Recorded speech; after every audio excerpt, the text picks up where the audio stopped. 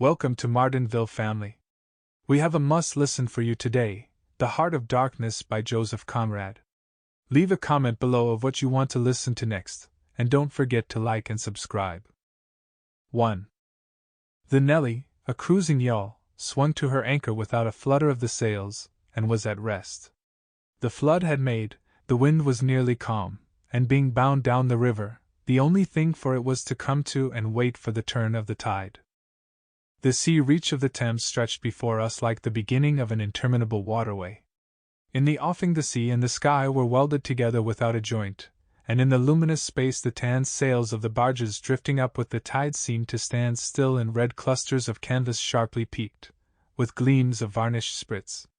A haze rested on the low shores that ran out to sea in vanishing flatness.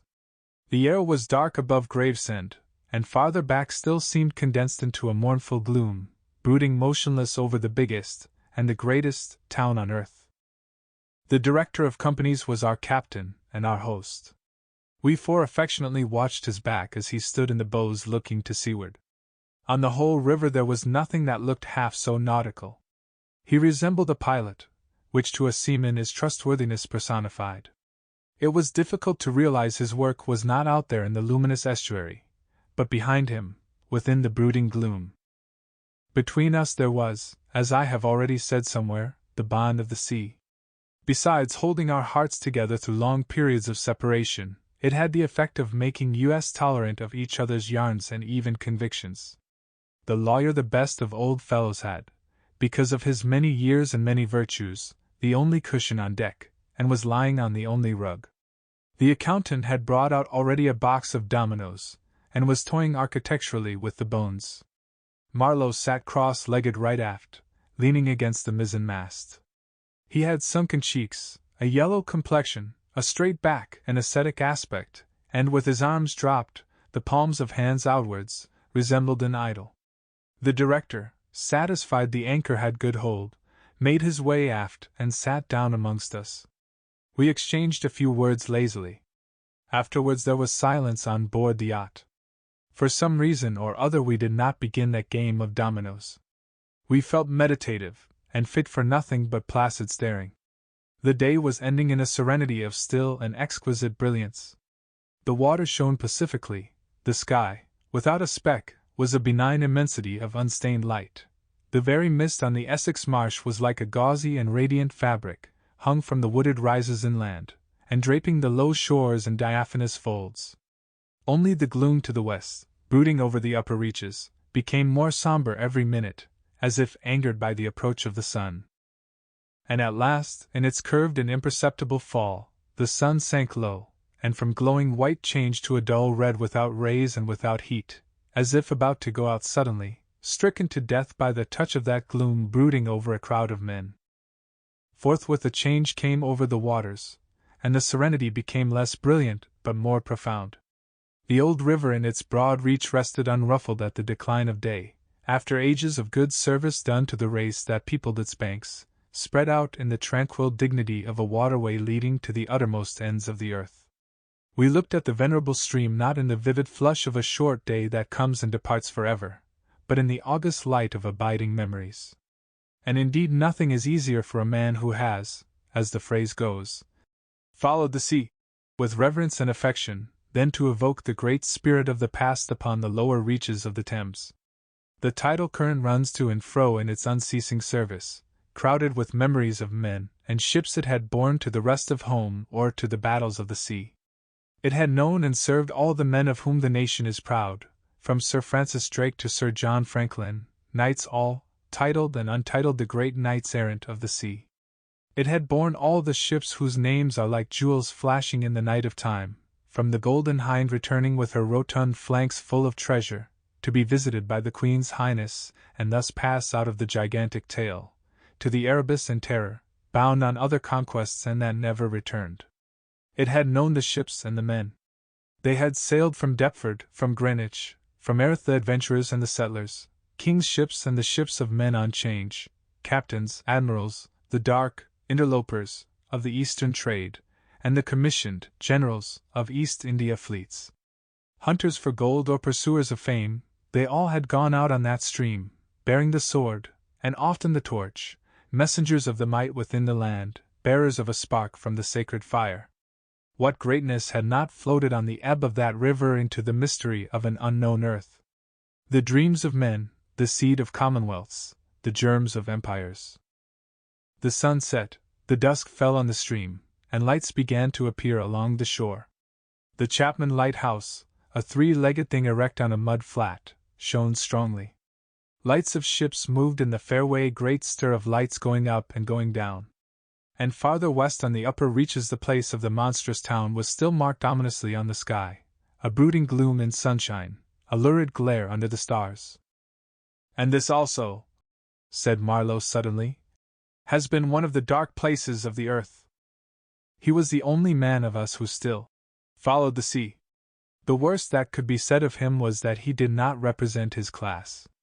He was a seaman, but he was a wanderer, too, while most seamen lead, if one may so express it, a sedentary life. Their minds are of the stay-at-home order, and their home is always with them the ship, and so is their country the sea. One ship is very much like another, and the sea is always the same. In the immutability of their surroundings, the foreign shores, the foreign faces, the changing immensity of life, glide past, veiled not by a sense of mystery but by a slightly disdainful ignorance, for there is nothing mysterious to a seaman unless it be the sea itself, which is the mistress of his existence and as inscrutable as destiny. For the rest, after his hours of work, a casual stroll or a casual spree on shore suffices to unfold for him the secret of a whole continent, and generally he finds the secret not worth knowing. The yarns of seamen have a direct simplicity, the whole meaning of which lies within the shell of a cracked nut. But Marlow was not typical if his propensity to spin yarns be accepted, and to him the meaning of an episode was not inside like a kernel but outside, enveloping the tale which brought it out only as a glow brings out a haze, in the likeness of one of these misty halos that sometimes are made visible by the spectral illumination of moonshine. His remark did not seem at all surprising. It was just like Marlow. It was accepted in silence. No one took the trouble to grunt even, and presently he said, very slow dash. I was thinking of very old times, when the Romans first came here, 1900 years ago the other day. Light came out of this river since you say nights? Yes, but it is like a running blaze on a plain, like a flash of lightning in the clouds. We live in the flicker, may it last as long as the old earth keeps rolling. But darkness was here yesterday.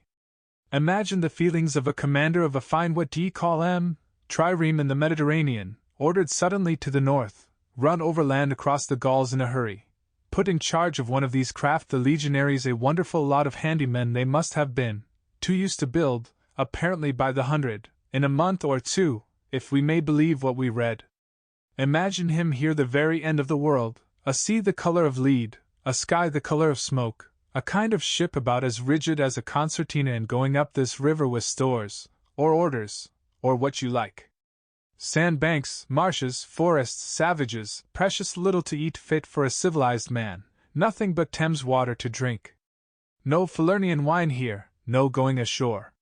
Here and there a military camp lost in a wilderness, like a needle in a bundle of hay, cold, fog, tempests, disease, exile, and death skulking in the air, in the water, in the bush.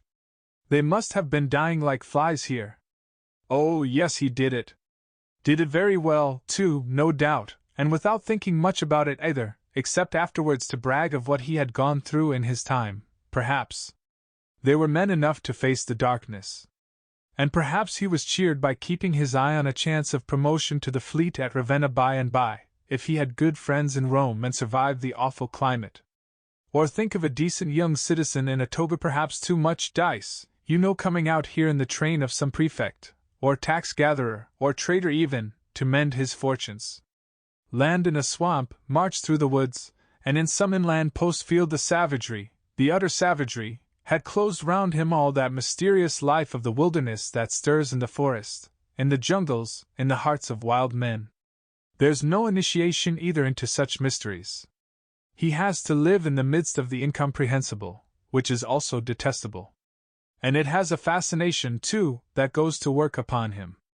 The fascination of the abomination, Imagine the growing regrets, the longing to escape, the powerless disgust, the surrender, the hate. He paused. Mine, he began again, lifting one arm from the elbow, the palm of the hand outwards, so that, with his legs folded before him, he had the pose of a Buddha preaching in European clothes and without a lotus flower dash. Mind, none of us would feel exactly like this. What saves us is efficiency, the devotion to efficiency. But these chaps were not much account, really. They were no colonists, their administration was merely a squeeze, and nothing more, I suspect. They were conquerors, and for that you want only brute force, nothing to boast of, when you have it, since your strength is just an accident arising from the weakness of others. They grabbed what they could get for the sake of what was to be got. It was just robbery with violence, aggravated murder on a great scale, and men going at it blind, as is very proper for those who tackle a darkness. The conquest of the earth, which mostly means the taking it away from those who have a different complexion or slightly flatter noses than ourselves, is not a pretty thing when you look into it too much. What redeems it is the idea only. An idea at the back of it, not a sentimental pretense but an idea, and an unselfish belief in the idea, something you can set up, and bow down before, and offer a sacrifice to. He broke off. Flames glided in the river, small green flames, red flames, white flames, pursuing, overtaking, joining, crossing each other, then separating slowly or hastily. The traffic of the great city went on in the deepening night upon the sleepless river. We looked on, waiting patiently. There was nothing else to do till the end of the flood, but it was only after a long silence, when he said, in a hesitating voice, I suppose you fellows remember I did once turn fresh-water sailor for a bit. That we knew we were fated, before the ebb began to run, to hear about one of Marlow's inconclusive experiences. I don't want to bother you much with what happened to me personally, he began, showing in this remark the weakness of many tellers of tales who seem so often unaware of what their audience would like best to hear. Yet to understand the effect of it on me you ought to know how I got out there, what I saw, how I went up that river to the place where I first met the poor chap. It was the farthest point of navigation and the culminating point of my experience. It seemed somehow to throw a kind of light on everything about me and into my thoughts. It was somber enough, too, and pitiful, not extraordinary in any way, not very clear either. No, not very clear. And yet it seemed to throw a kind of light. I had then, as you remember, just returned to London after a lot of Indian Ocean, Pacific, China seas, a regular dose of the East 6 years or so, and I was loafing about, hindering you fellows in your work and invading your homes, just as though I had got a heavenly mission to civilize you. It was very fine for a time, but after a bit I did get tired of resting. Then I began to look for a ship I should think the hardest work on earth. But the ships wouldn't even look at me. And I got tired of that game, too. Now when I was a little chap I had a passion for maps. I would look for hours at South America, or Africa, or Australia, and lose myself in all the glories of exploration. At that time there were many blank spaces on the earth, and when I saw one that looked particularly inviting on a map, but they all looked, that I would put my finger on it and say, when I grow up I will go there. The North Pole was one of these places, I remember. Well, I haven't been there yet, and shall not try now. The glamour's off. Other places were scattered about the hemispheres. I have been in some of them, and well, we won't talk about that. But there was one yet, the biggest, the most blank, so to speak, that I had a hankering after. True, by this time it was not a blank space any more. It had got filled since my boyhood with rivers and lakes and names. It had ceased to be a blank space of delightful mystery, a white patch for a boy to dream gloriously over. It had become a place of darkness. But there was in it one river especially, a mighty big river that you could see on the map, resembling an immense snake uncoiled, with its head in the sea, its body at rest curving afar over a vast country, and its tail lost in the depths of the land. And as I looked at the map of it in a shop window, it fascinated me as a snake would a bird, a silly little bird. Then I remembered there was a big concern, a company for trade on that river. Dash it all! I thought to myself, they can't trade without using some kind of craft on that lot of fresh water steamboats. Why shouldn't I try to get charge of one? I went on along Fleet Street, but could not shake off the idea. The snake had charmed me. You understand, it was a continental concern, that trading society, but I have a lot of relations living on the continent, because it's cheap and not so nasty as it looks, they say. I am sorry to own I began to worry them. This was already a fresh departure for me. I was not used to get things that way, you know. I always went my own road and on my own legs where I had a mind to go. I wouldn't have believed it of myself, but then you see I felt somehow I must get there by hook or by crook. So I worried them. The men said, my dear fellow, and did nothing. Then would you believe it, I tried the women. Charlie Marlow, set the women to work to get a job. Heavens! Well, you see, the notion drove me. I had an aunt, a dear enthusiastic soul. She wrote, it will be delightful. I am ready to do anything for you. It is a glorious idea. I know the wife of a very high personage in the administration, and also a man who has lots of influence with, etc. She was determined to make no end of fuss to get me appointed skipper of a river steamboat, if such was my fancy. I got my appointment, of course, and I got it very quick. It appears the company had received news that one of their captains had been killed in a scuffle with the natives. This was my chance, and it made me the more anxious to go. It was only months and months afterwards, when I made the attempt to recover what was left of the body, that I heard the original quarrel arose from a misunderstanding about some hens. Yes, 2 black hens.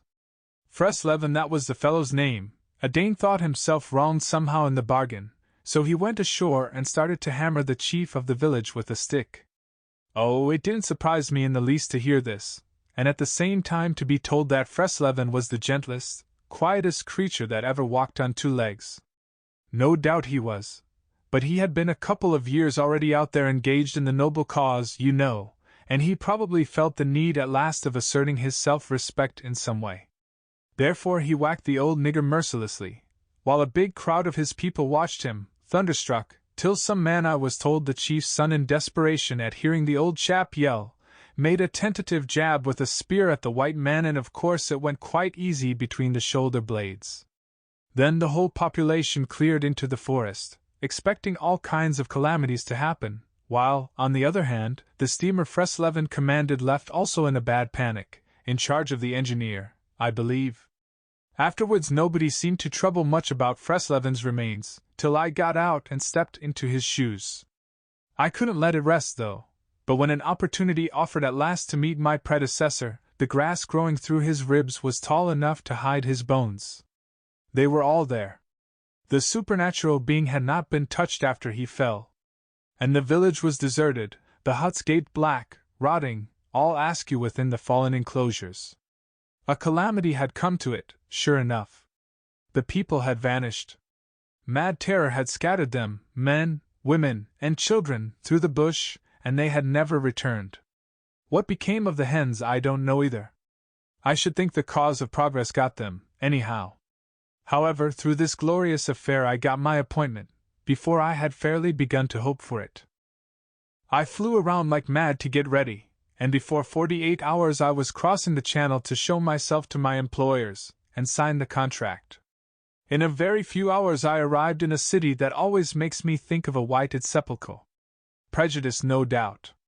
I had no difficulty in finding the company's offices. It was the biggest thing in the town, and everybody I met was full of it. They were going to run an oversea empire, and make no end of coin by trade. A narrow and deserted street in deep shadow, high houses, innumerable windows with Venetian blinds, a dead silence, grass sprouting between the stones, imposing carriage archways right and left, immense double doors standing ponderously ajar. I slipped through one of these cracks, went up a swept and ungarnished staircase, as arid as a desert, and opened the first door I came to.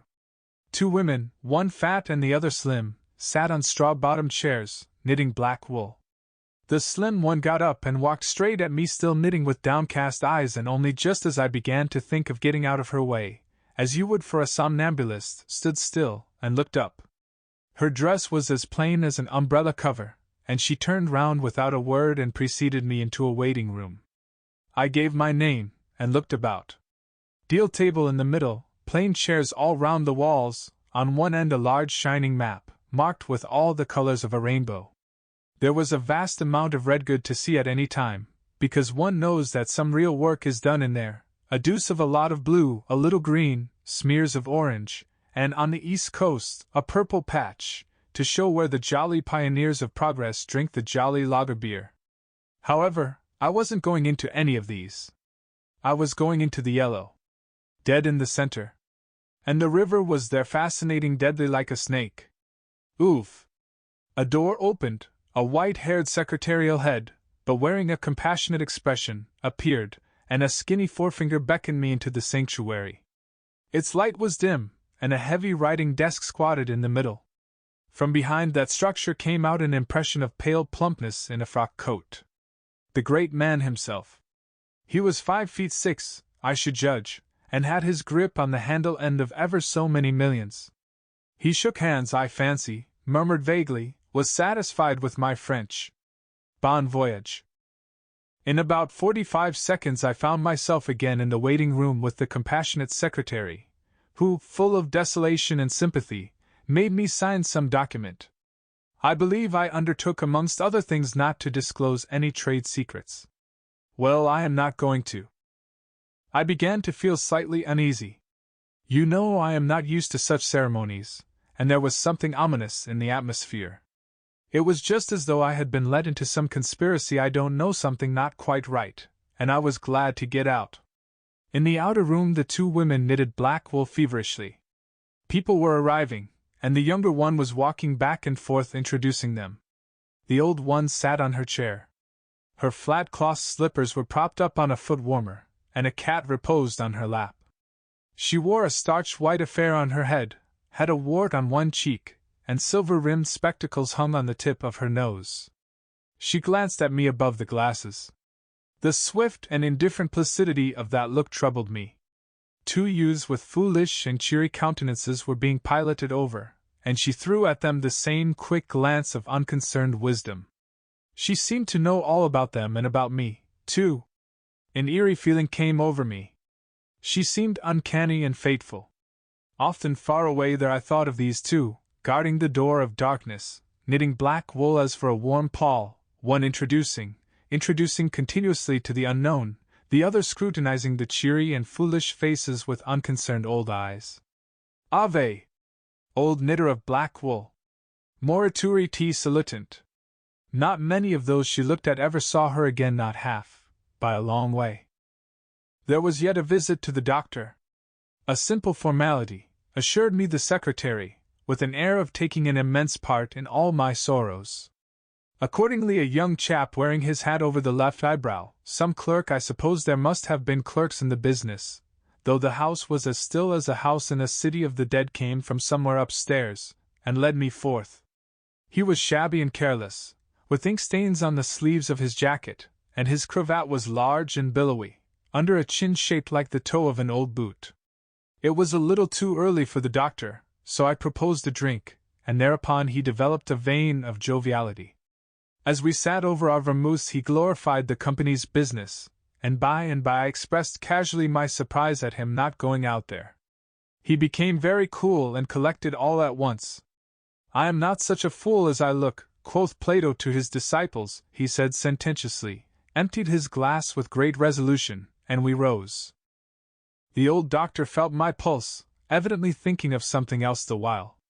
Good for there," he mumbled, and then with a certain eagerness asked me whether I would let him measure my head.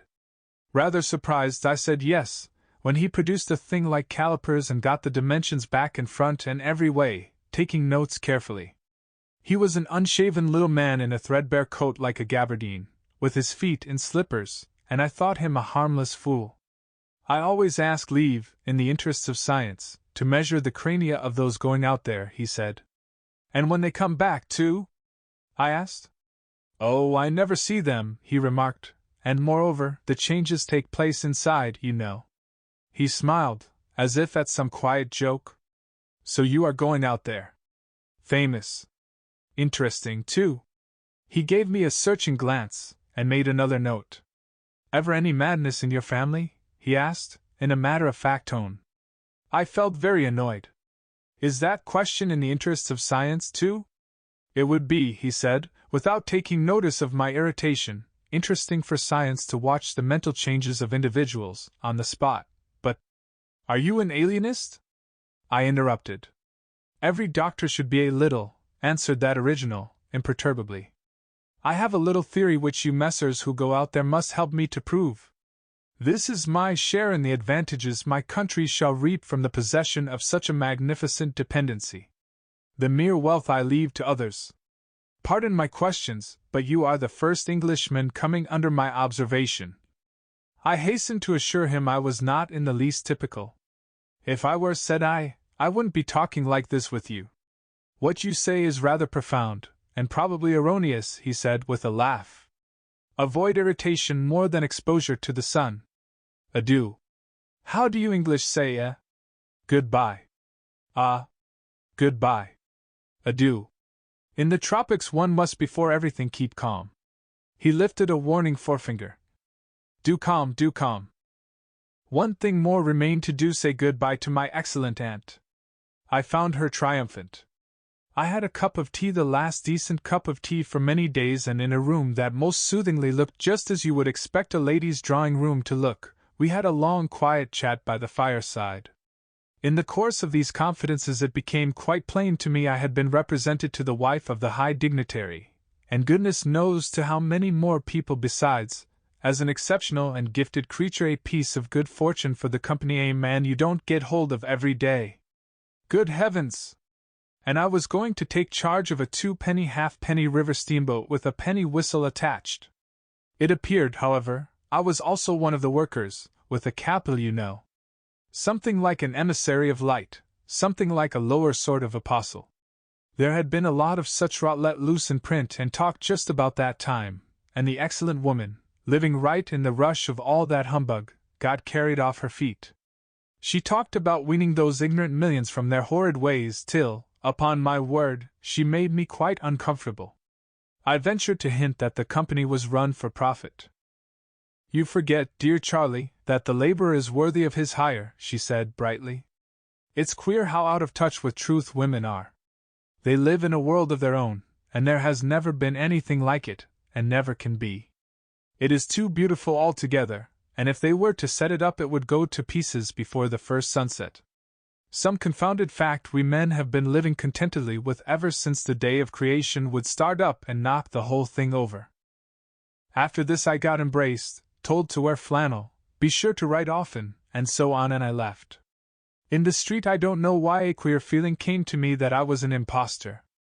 Odd thing that I, who used to clear out for any part of the world at 24 hours' notice, with less thought than most men give to the crossing of a street, had a moment, I won't say of hesitation, but of startled pause, before this commonplace affair. The best way I can explain it to you is by saying that, for a second or two, I felt as though, instead of going to the center of a continent, I were about to set off for the center of the earth. I left in a French steamer, and she called in every blamed port they have out there, for, as far as I could see, the sole purpose of landing soldiers and custom-house officers. I watched the coast. Watching a coast as it slips by the ship is like thinking about an enigma. There it is before you, smiling, frowning, inviting, grand, mean, insipid, or savage, and always mute with an air of whispering, "Come and find out." This one was almost featureless, as if still in the making, with an aspect of monotonous grimness. The edge of a colossal jungle, so dark green as to be almost black, fringed with white surf, ran straight, like a ruled line, far, far away along a blue sea whose glitter was blurred by a creeping mist. The sun was fierce, the land seemed to glisten and drip with steam. Here and there grayish-whitish specks showed up clustered inside the white surf, with a flag flying above them perhaps. Settlements some centuries old, and still no bigger than pinheads on the untouched expanse of their background. We pounded along, stopped, landed soldiers, went on, landed custom-house clerks to levy toll in what looked like a god-forsaken wilderness, with a tin shed and a flag-pole lost in it, landed more soldiers to take care of the custom-house clerks, presumably. Some, I heard, got drowned in the surf, but whether they did or not, nobody seemed particularly to care. They were just flung out there, and on we went. Every day the coast looked the same, as though we had not moved, but we passed various places, trading places with names like Grand Bassam, Little Popo, names that seemed to belong to some sordid farce acted in front of a sinister back cloth. The idleness of a passenger, my isolation amongst all these men with whom I had no point of contact, the oily and languid sea, the uniform somberness of the coast, seemed to keep me away from the truth of things, within the toil of a mournful and senseless delusion. The voice of the surf heard now and then was a positive pleasure, like the speech of a brother. It was something natural, that had its reason, that had a meaning. Now and then a boat from the shore gave one a momentary contact with reality. It was paddled by black fellows. You could see from afar the white of their eyeballs glistening. They shouted, sang, their bodies streamed with perspiration. They had faces like grotesque masks, these chaps, but they had bone, muscle, a wild vitality, an intense energy of movement, that was as natural and true as the surf along their coast. They wanted no excuse for being there. They were a great comfort to look at. For a time I would feel I belonged still to a world of straightforward facts, but the feeling would not last long. Something would turn up to scare it away. Once, I remember, we came upon a man of war anchored off the coast. There wasn't even a shed there, and she was shelling the bush. It appears the French had one of their wars going on thereabouts. Her ensign dropped limp like a rag. The muzzles of the long 6-inch guns stuck out all over the low hull. The greasy, slimy swell swung her up lazily and let her down, swaying her thin masts. In the empty immensity of earth, sky, and water there she was, incomprehensible, firing into a continent. Pop would go one of the 6-inch guns, a small flame would dart and vanish, a little white smoke would disappear, a tiny projectile would give a feeble screech and nothing happened. Nothing could happen. There was a touch of insanity in the proceeding, a sense of lugubrious drollery in the sight, and it was not dissipated by somebody on board assuring me earnestly there was a camp of natives, he called them enemies, hidden out of sight somewhere. We gave her letters. I heard the men in that lonely ship were dying of fever at the rate of 3 a day, and went on. We called at some more places with farcical names, where the merry dance of death and trade goes on in a still and earthy atmosphere as of an overheated catacomb, all along the formless coast bordered by dangerous surf, as if nature herself had tried to ward off intruders, in and out of rivers, streams of death and life, whose banks were rotting into mud, whose waters, thickened into slime, invaded the contorted mangroves, that seemed to writhe at us in the extremity of an impotent despair. Nowhere did we stop long enough to get a particularized impression, but the general sense of vague and oppressive wonder grew upon me. It was like a weary pilgrimage amongst hints for nightmares. It was upward of 30 days before I saw the mouth of the big river. We anchored off the seat of the government. But my work would not begin till some 200 miles farther on. So as soon as I could I made a start for a place 30 miles higher up. I had my passage on a little seagoing steamer. Her captain was a Swede, and knowing me for a seaman, invited me on the bridge. He was a young man, lean, fair, and morose, with lanky hair and a shuffling gait. As we left the miserable little wharf, he tossed his head contemptuously at the shore. "Been living there?" he asked. I said yes. "Fine lot these government chaps, are they not?" he went on, speaking English with great precision and considerable bitterness. "It is funny what some people will do for a few francs a month. I wonder what becomes of that kind when it goes up country." I said to him I expected to see that soon. "So, he exclaimed. He shuffled athwart, keeping one eye ahead vigilantly. "Don't be too sure," he continued. "The other day I took up a man who hanged himself on the road. He was a Swede, too." "Hanged himself? Why, in God's name?" I cried. He kept on looking out watchfully. "Who knows? The sun too much for him, or the country perhaps." At last we opened a reach. A rocky cliff appeared, mounds of turned-up earth by the shore, houses on a hill, others with iron roofs, amongst a waste of excavations, or hanging to the declivity. A continuous noise of the rapids above hovered over this scene of inhabited devastation. A lot of people, mostly black and naked, moved about like ants. A jetty projected into the river. A blinding sunlight drowned all this at times in a sudden recrudescence of glare. "There's your company station," said the Swede, pointing to 3 wooden barrack-like structures on the rocky slope.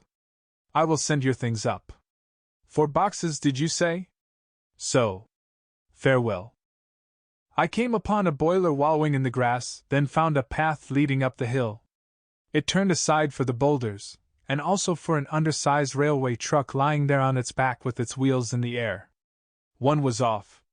The thing looked as dead as the carcass of some animal. I came upon more pieces of decaying machinery, a stack of rusty rails. To the left a clump of trees made a shady spot, where dark things seemed to stir feebly. I blinked, the path was steep.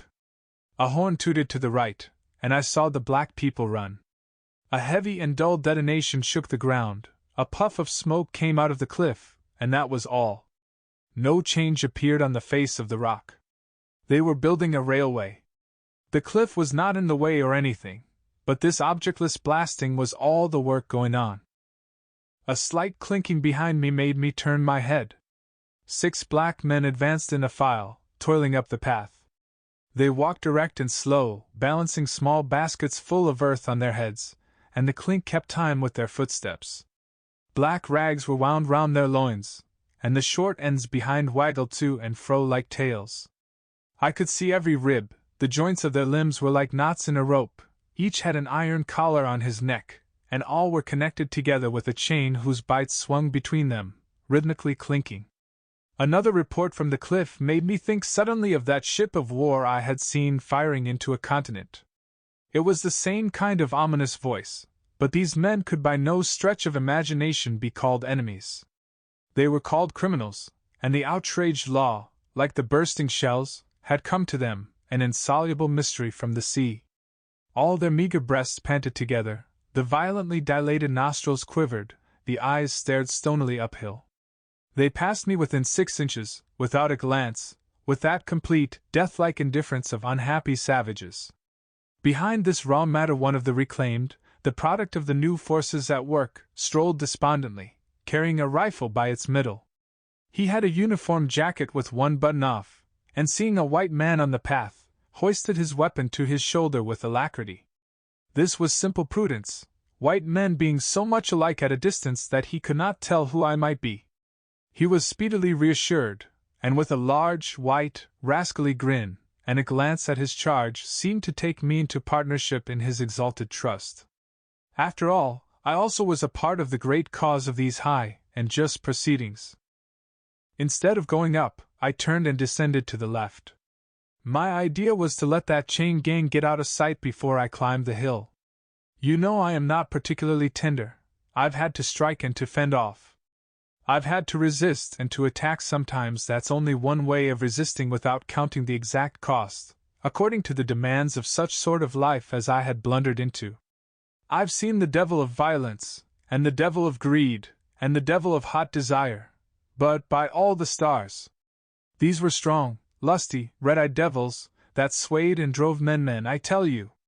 But as I stood on this hillside I foresaw that in the blinding sunshine of that land I would become acquainted with a flabby, pretending, weak-eyed devil of a rapacious and pitiless folly. How insidious he could be, too, I was only to find out several months later and 1,000 miles farther.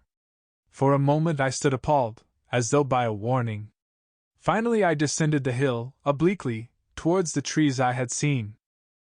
I avoided a vast artificial hole somebody had been digging on the slope, the purpose of which I found it impossible to divine. It wasn't a quarry or a sandpit, anyhow. It was just a hole. It might have been connected with the philanthropic desire of giving the criminals something to do. I don't know. Then I nearly fell into a very narrow ravine, almost no more than a scar in the hillside. I discovered that a lot of imported drainage pipes for the settlement had been tumbled in there. There wasn't one that was not broken. It was a wanton smash-up. At last I got under the trees. My purpose was to stroll into the shade for a moment, but no sooner within than it seemed to me I had stepped into the gloomy circle of some inferno. The rapids were near, and an uninterrupted, uniform, headlong, rushing noise filled the mournful stillness of the grove, where not a breath stirred, not a leaf moved, with a mysterious sound as though the tearing pace of the launched earth had suddenly become audible. Black shapes crouched, lay, sat between the trees leaning against the trunks, clinging to the earth, half coming out, half effaced within the dim light, in all the attitudes of pain, abandonment, and despair. Another mine on the cliff went off, followed by a slight shudder of the soil under my feet. The work was going on. The work! And this was the place where some of the helpers had withdrawn to die. They were dying slowly, it was very clear. They were not enemies, they were not criminals, they were nothing earthly now, nothing but black shadows of disease and starvation, lying confusedly in the greenish gloom. Brought from all the recesses of the coast and all the legality of time contracts, lost in uncongenial surroundings, fed on unfamiliar food, they sickened, became inefficient, and were then allowed to crawl away and rest. These moribund shapes were free as air and nearly as thin. I began to distinguish the gleam of the eyes under the trees. Then, glancing down, I saw a face near my hand. The black bones reclined at full length with one shoulder against the tree, and slowly the eyelids rose and the sunken eyes looked up at me, enormous and vacant, a kind of blind, white flicker in the depths of the orbs, which died out slowly. The man seemed young, almost a boy, but with them it's hard to tell. I found nothing else to do but to offer him one of my good Swede ship's biscuits I had in my pocket. The fingers closed slowly on it, and held. There was no other movement, and no other glance. He had tied a bit of white worsted round his neck. Why? Where did he get it? Was it a badge, an ornament, a charm, a propitiatory act?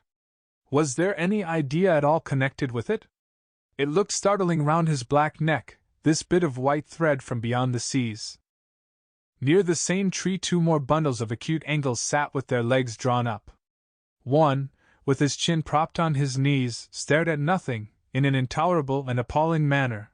His brother phantom rested its forehead, as if overcome with a great weariness, and all about others were scattered in every pose of contorted collapse, as in some picture of a massacre or a pestilence.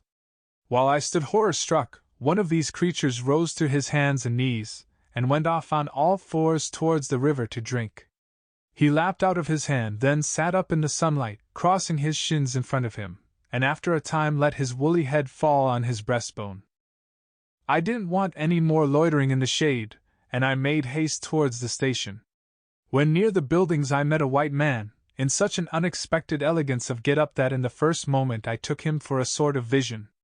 I saw a high starched collar, white cuffs, a light alpaca jacket, snowy trousers, a clean necktie, and varnished boots. No hat. Hair parted, brushed, oiled, under a green-lined parasol held in a big white hand. He was amazing, and had a penholder behind his ear. I shook hands with this miracle, and I learned he was the company's chief accountant, and that all the bookkeeping was done at this station. He had come out for a moment, he said, to get a breath of fresh air. The expression sounded wonderfully odd, with its suggestion of sedentary desk life. I wouldn't have mentioned the fellow to you at all, only it was from his lips that I first heard the name of the man who is so indissolubly connected with the memories of that time. Moreover, I respected the fellow. Yes, I respected his collars, his vast cuffs, his brushed hair. His appearance was certainly that of a hairdresser's dummy, but in the great demoralization of the land he kept up his appearance. That's backbone. His starched collars and got-up shirt fronts were achievements of character. He had been out nearly 3 years, and later, I could not help asking him how he managed to sport such linen. He had just the faintest blush, and said modestly, "I've been teaching one of the native women about the station. It was difficult. She had a distaste for the work." Thus this man had verily accomplished something. And he was devoted to his books, which were in apple pie order. Everything else in the station was in a muddleheads, things, buildings. Strings of dusty niggers with splay feet arrived and departed, a stream of manufactured goods, rubbishy cottons, beads, and brass wires sent into the depths of darkness, and in return came a precious trickle of ivory.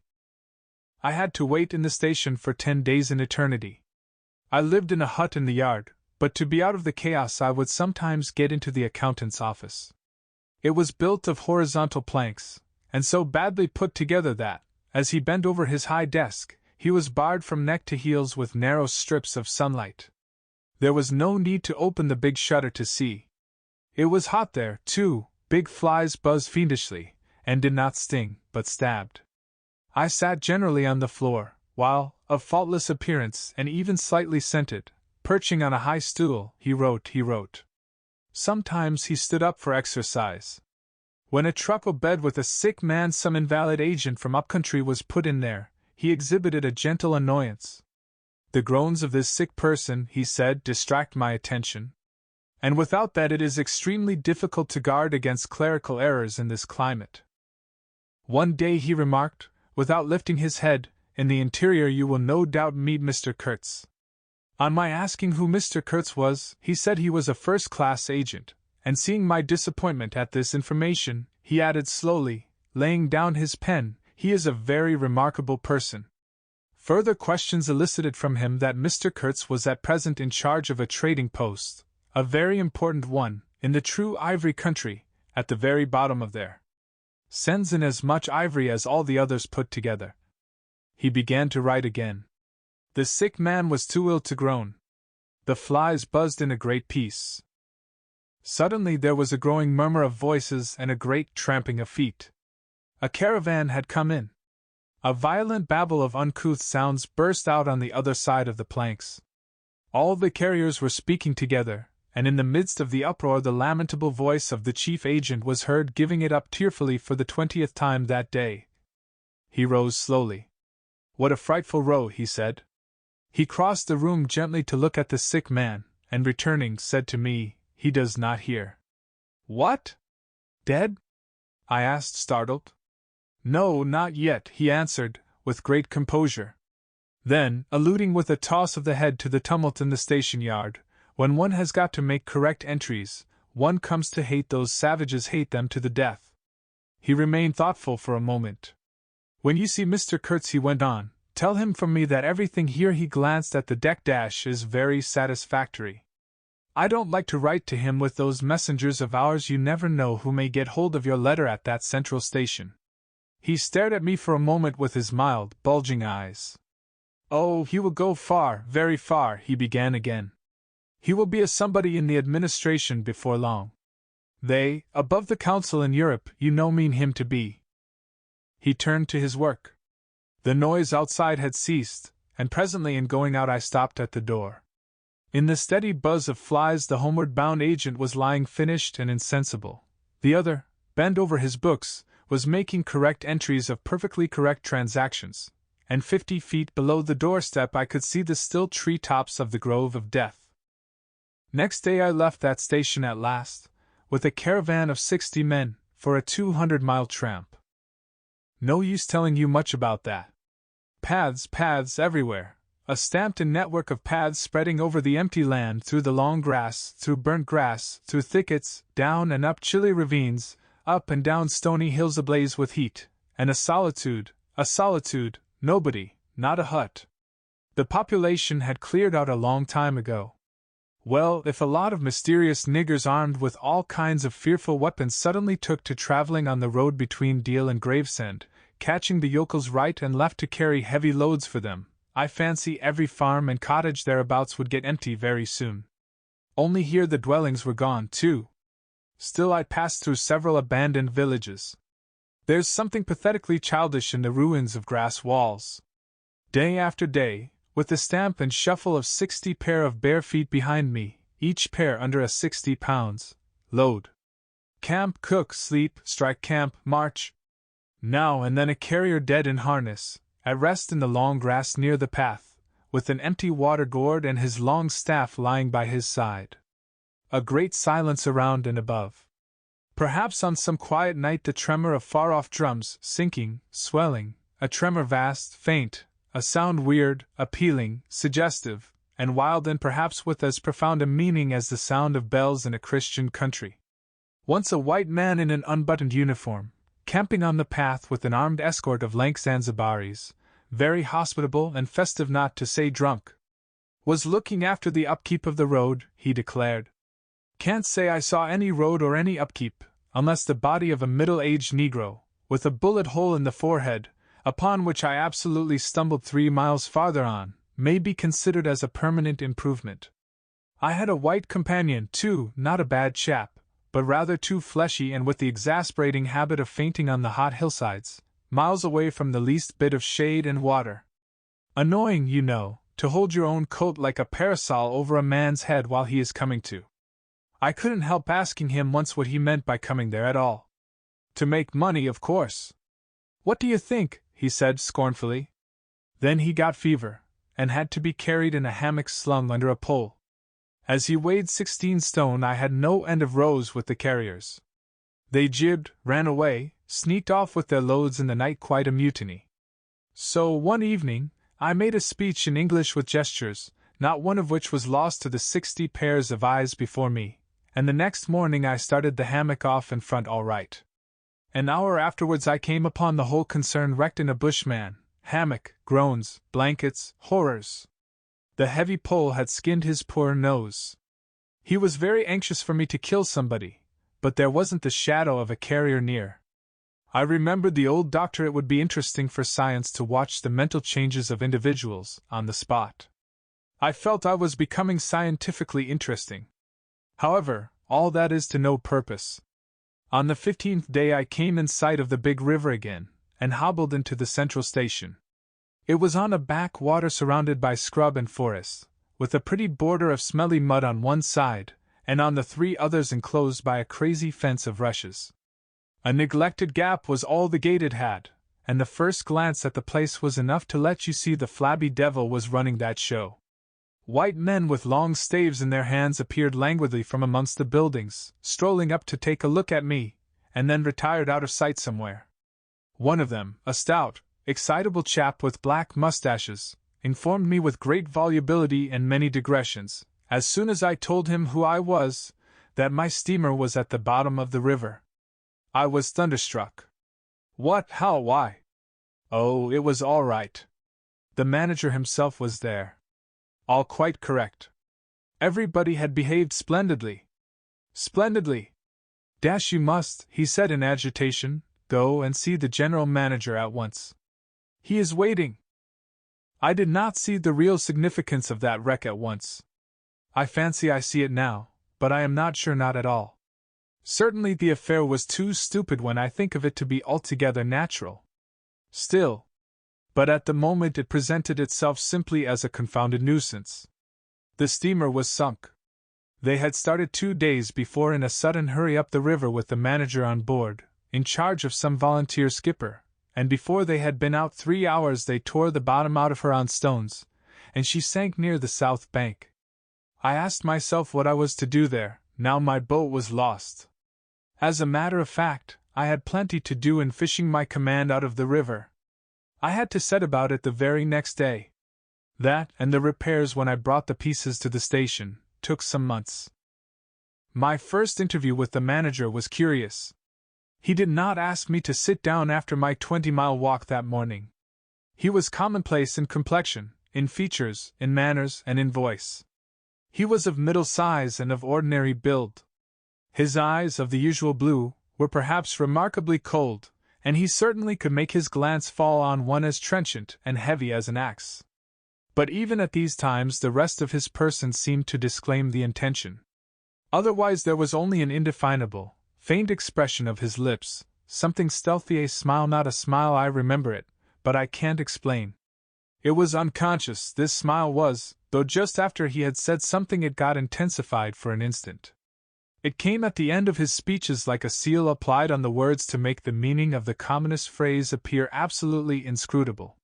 He was a common trader, from his youth up employed in these parts, nothing more.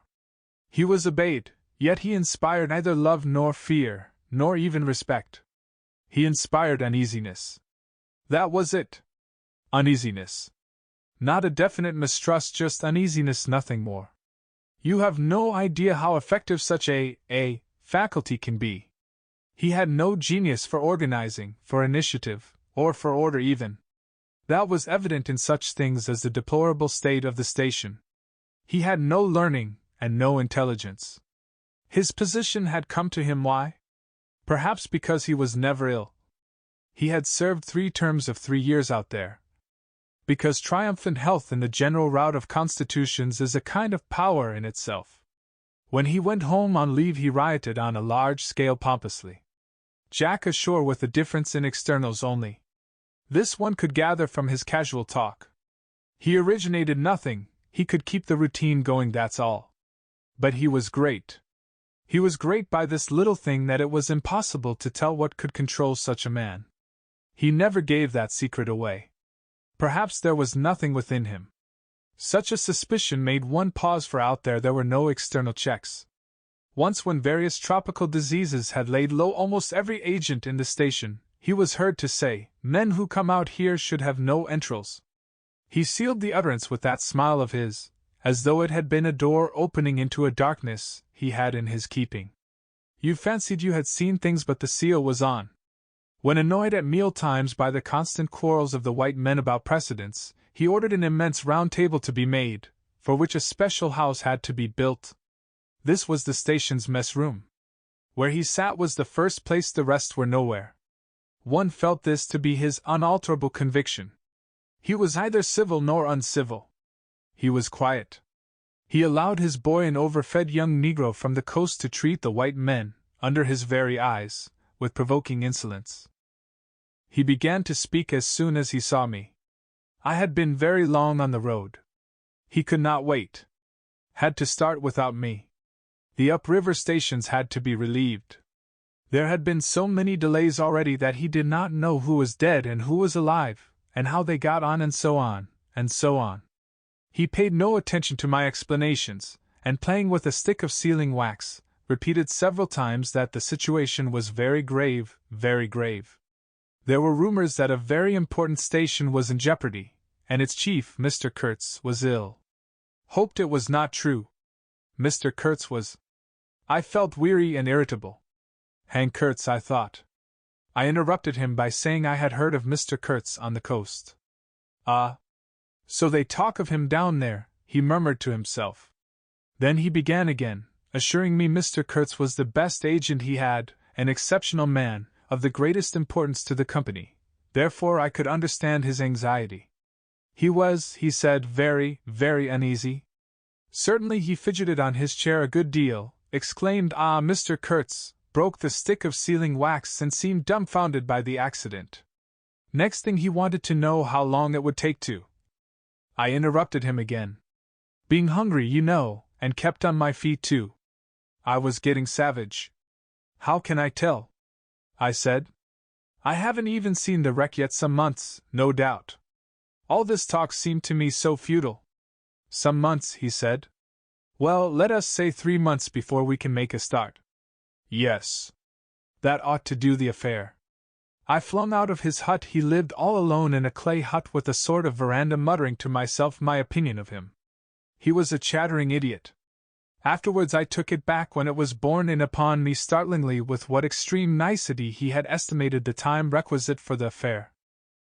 I went to work the next day, turning, so to speak, my back on that station. In that way only it seemed to me I could keep my hold on the redeeming facts of life.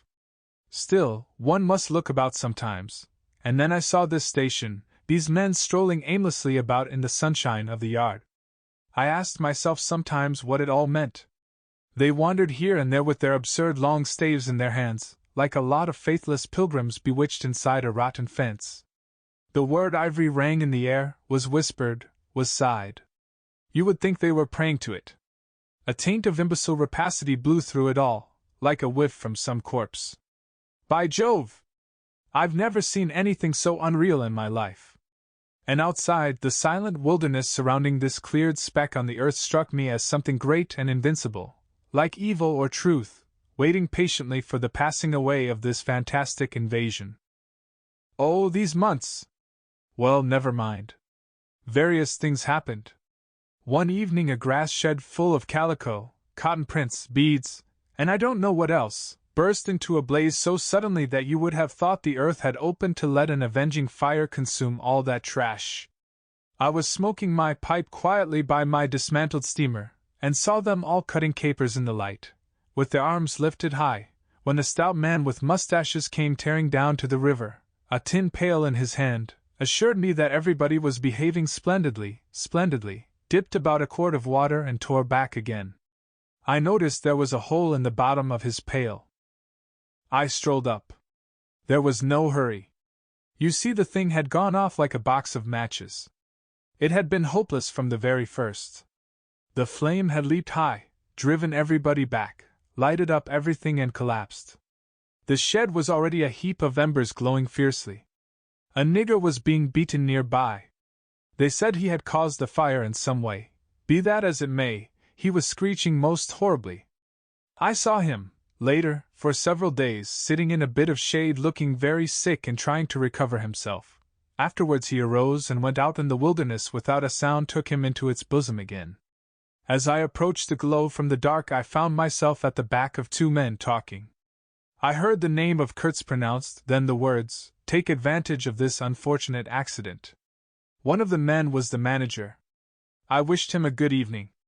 "Did you ever see anything like it, eh?" "It is incredible," he said, and walked off. The other man remained. He was a first-class agent, young, gentlemanly, a bit reserved, with a forked little beard and a hooked nose. He was stand-offish with the other agents, and they on their side said he was the manager's spy upon them. As to me, I had hardly ever spoken to him before.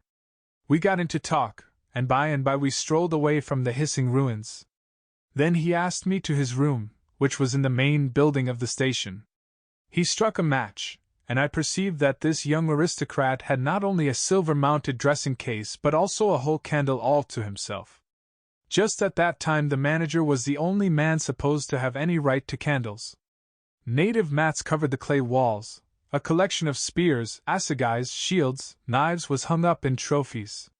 The business entrusted to this fellow was the making of bricks, so I had been informed, but there wasn't a fragment of a brick anywhere in the station, and he had been there more than a year waiting. It seems he could not make bricks without something, I don't know what, straw maybe.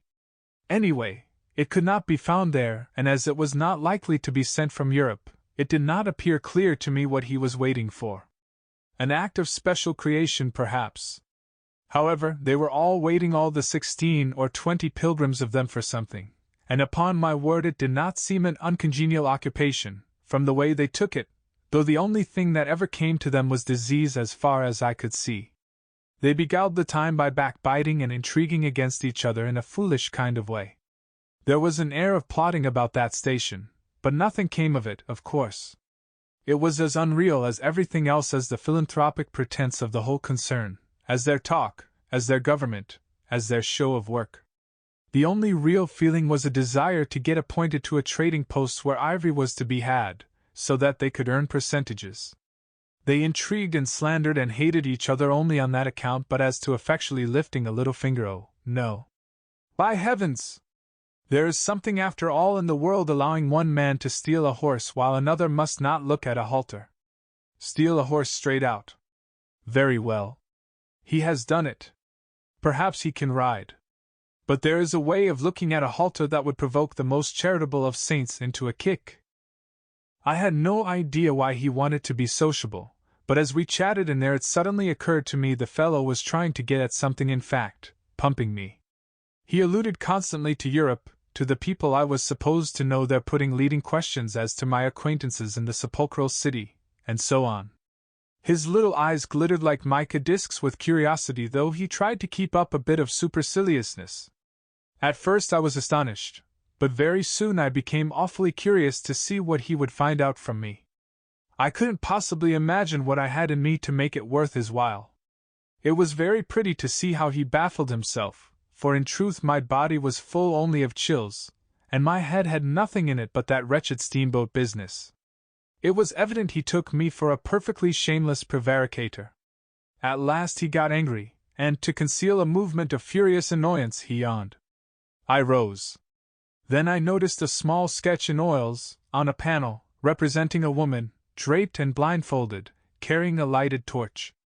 The background was sombre, almost black. The movement of the woman was stately, and the effect of the torchlight on the face was sinister. It arrested me, and he stood by civilly, holding an empty half-pint champagne bottle, medical comforts with the candle stuck in it. To my question he said Mr. Kurtz had painted this in this very station more than a year ago while waiting for means to go to his trading post. Tell me, pray, said I, who is this Mr. Kurtz? The chief of the inner station, he answered in a short tone, looking away. Much obliged, I said, laughing. And you are the brickmaker of the central station. Everyone knows that. He was silent for a while. He is a prodigy, he said at last. He is an emissary of pity and science and progress, and devil knows what else. We want, he began to declaim suddenly, for the guidance of the cause entrusted to us by Europe, so to speak, higher intelligence, wide sympathies, a singleness of purpose. Who says that? I asked. Lots of them, he replied. Some even write that, and so he comes here, a special being, as you ought to know. Why ought I to know? I interrupted, really surprised. He paid no attention. Yes. Today he is chief of the best station, next year he will be assistant manager, 2 years more but I dare say you know what he will be in 2 years' time. You are of the new gang, the gang of virtue. The same people who sent him specially also recommended you. Oh, don't say no. I've my own eyes to trust. Light dawned upon me. My dear aunt's influential acquaintances were producing an unexpected effect upon that young man. I nearly burst into a laugh. Do you read the company's confidential correspondence? I asked. He hadn't a word to say. It was great fun. When Mr. Kurtz, I continued severely, is general manager, you won't have the opportunity. He blew the candle out suddenly, and we went outside. The moon had risen. Black figures strolled about listlessly, pouring water on the glow, whence proceeded a sound of hissing. Steam ascended in the moonlight, the beaten nigger groaned somewhere. What a row the brute makes, said the indefatigable man with the mustaches, appearing near us. Serve him right. Transgression, punishment, bang. Pitiless, pitiless. That's the only way. This will prevent all conflagrations for the future. I was just telling the manager. He noticed my companion, and became crestfallen all at once. Not in bed yet, he said, with a kind of servile heartiness. It's so natural. Ha! Danger, agitation. He vanished. I went on to the riverside, and the other followed me. I heard a scathing murmur at my ear, heap of muffs go to. The pilgrims could be seen in knots gesticulating, discussing. Several had still their staves in their hands. I verily believe they took these sticks to bed with them.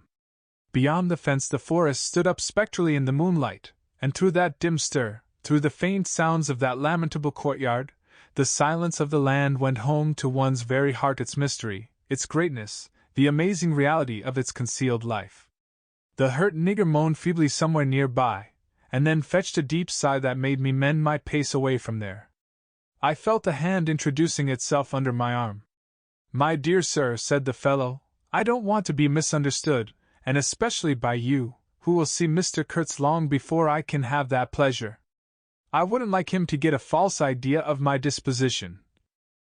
I let him run on, this papier-mâché Mephistopheles, and it seemed to me that if I tried I could poke my forefinger through him, and would find nothing inside but a little loose dirt, maybe.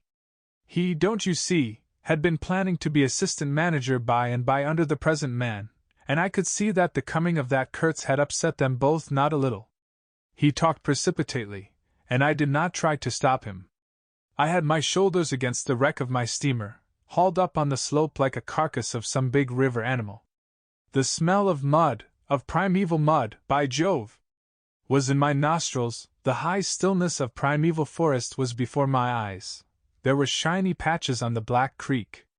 The moon had spread over everything a thin layer of silver over the rank grass, over the mud, upon the wall of matted vegetation standing higher than the wall of a temple, over the great river I could see through a somber gap glittering, as it flowed broadly by without a murmur.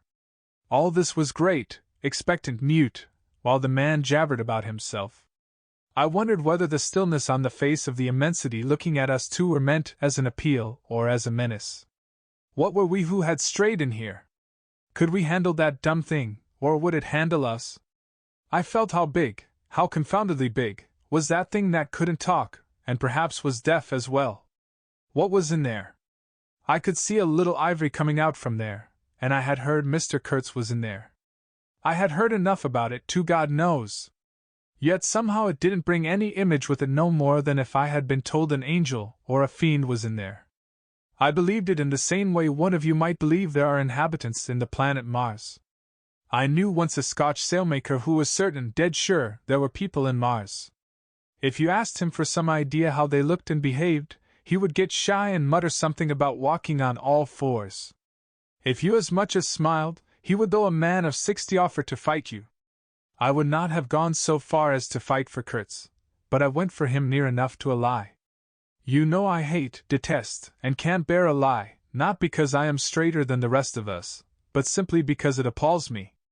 There is a taint of death, a flavor of mortality in lies which is exactly what I hate and detest in the world, what I want to forget.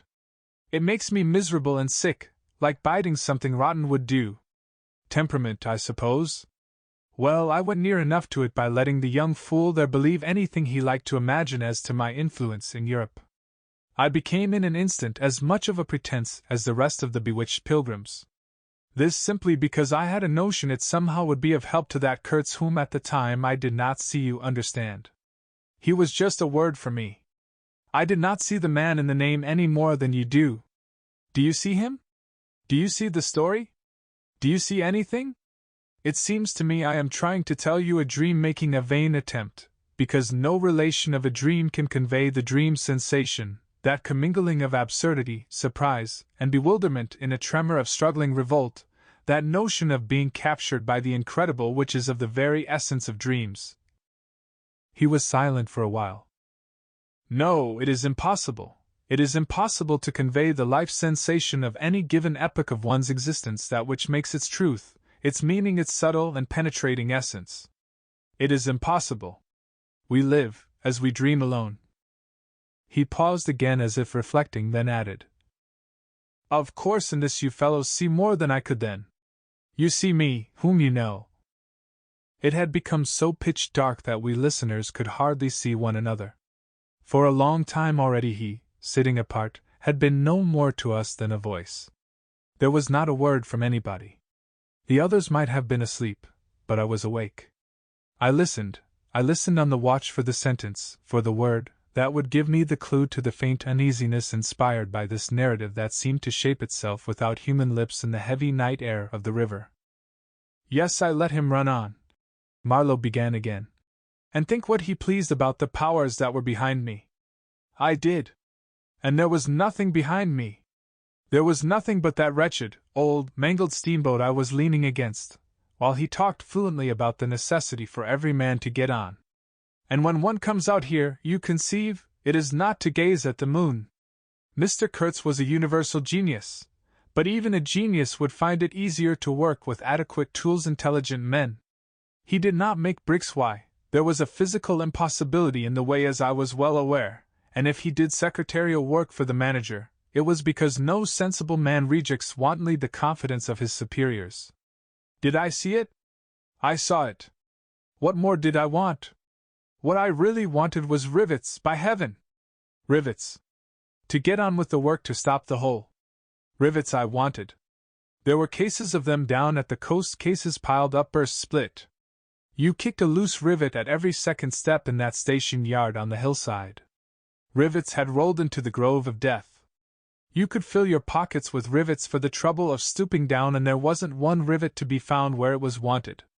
We had plates that would do, but nothing to fasten them with.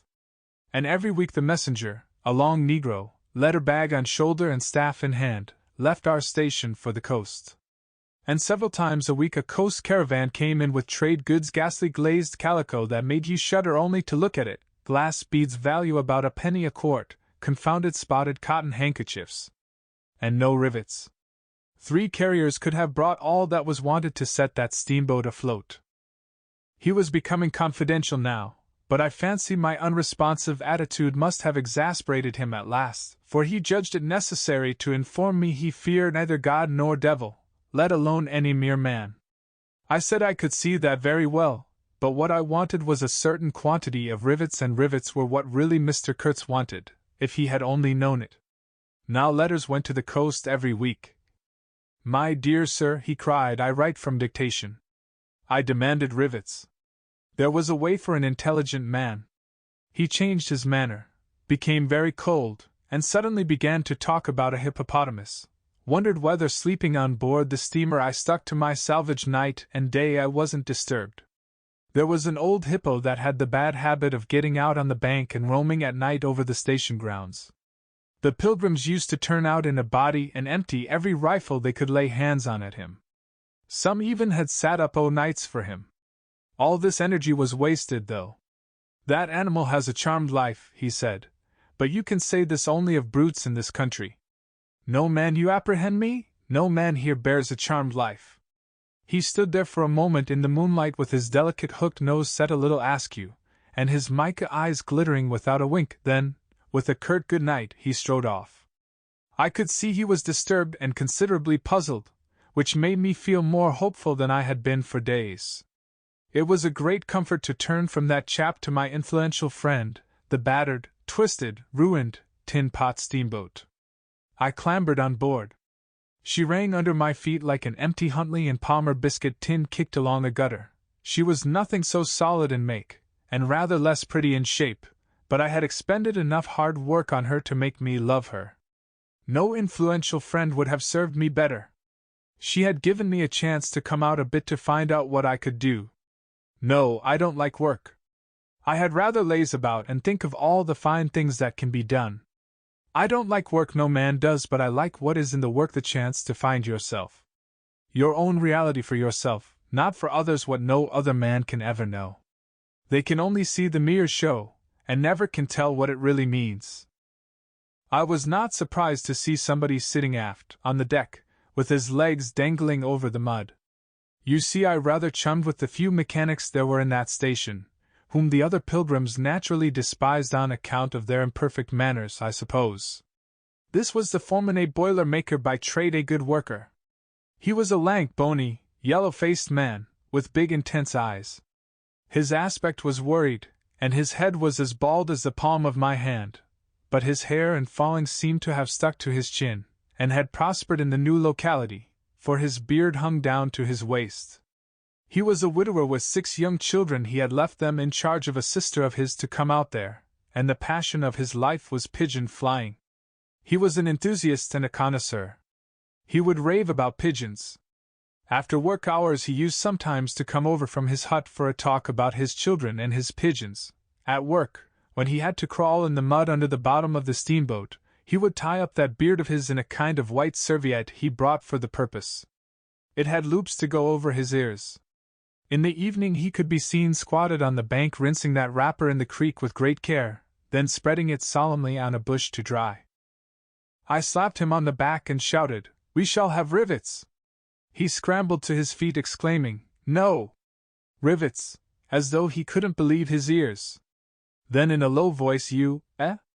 I don't know why we behaved like lunatics. I put my finger to the side of my nose and nodded mysteriously. "Good for you," he cried, snapped his fingers above his head, lifting one foot. I tried a jig. We capered on the iron deck. A frightful clatter came out of that hulk, and the virgin forest on the other bank of the creek sent it back in a thundering roll upon the sleeping station. It must have made some of the pilgrims sit up in their hovels. A dark figure obscured the lighted doorway of the manager's hut, vanished, then, a second or so after, the doorway itself vanished too. We stopped, and the silence driven away by the stamping of our feet flowed back again from the recesses of the land. The great wall of vegetation, an exuberant and entangled mass of trunks, branches, leaves, boughs, festoons, motionless in the moonlight, was like a rioting invasion of soundless life, a rolling wave of plants piled up, crested, ready to topple over the creek, to sweep every little man of us out of his little existence. And it moved not.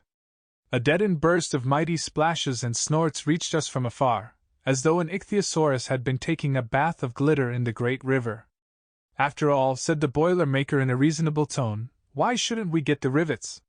"Why not, indeed?" I did not know of any reason why we shouldn't. "They'll come in 3 weeks," I said confidently. But they didn't. Instead of rivets there came an invasion, an infliction, a visitation. It came in sections during the next 3 weeks, each section headed by a donkey carrying a white man in new clothes and tan shoes, bowing from that elevation right and left to the impressed pilgrims. A quarrelsome band of footsore sulky niggers trod on the heels of the donkey. A lot of tents, camp stools, tin boxes, white cases, brown bales would be shot down in the courtyard, and the air of mystery would deepen a little over the muddle of the station. 5 such installments came, with their absurd air of disorderly flight with the loot of innumerable outfit shops and provision stores that, one would think, they were lugging, after a raid, into the wilderness for equitable division. It was an inextricable mess of things decent in themselves but that human folly made look like the spoils of thieving. This devoted band called itself the El Dorado Exploring Expedition, and I believe they were sworn to secrecy. Their talk, however, was the talk of sordid buccaneers. It was reckless without hardihood, greedy without audacity, and cruel without courage. There was not an atom of foresight or of serious intention in the whole batch of them, and they did not seem aware these things are wanted for the work of the world. To tear treasure out of the bowels of the land was their desire, with no more moral purpose at the back of it than there is in burglars breaking into a safe. Who paid the expenses of the noble enterprise I don't know, but the uncle of our manager was leader of that lot. In exterior he resembled a butcher in a poor neighborhood, and his eyes had a look of sleepy cunning. He carried his fat paunch with ostentation on his short legs, and during the time his gang infested the station spoke to no one but his nephew. You could see these two roaming about all day long with their heads close together in an everlasting confab. I had given up worrying myself about the rivets. One's capacity for that kind of folly is more limited than you would suppose. I said hang, and let things slide. I had plenty of time for meditation, and now and then I would give some thought to Kurtz. I wasn't very interested in him. No. Still, I was curious to see whether this man, who had come out equipped with moral ideas of some sort, would climb to the top after all and how he would set about his work when there. 2. One evening as I was lying flat on the deck of my steamboat, I heard voices approaching and there were the nephew and the uncle strolling along the bank.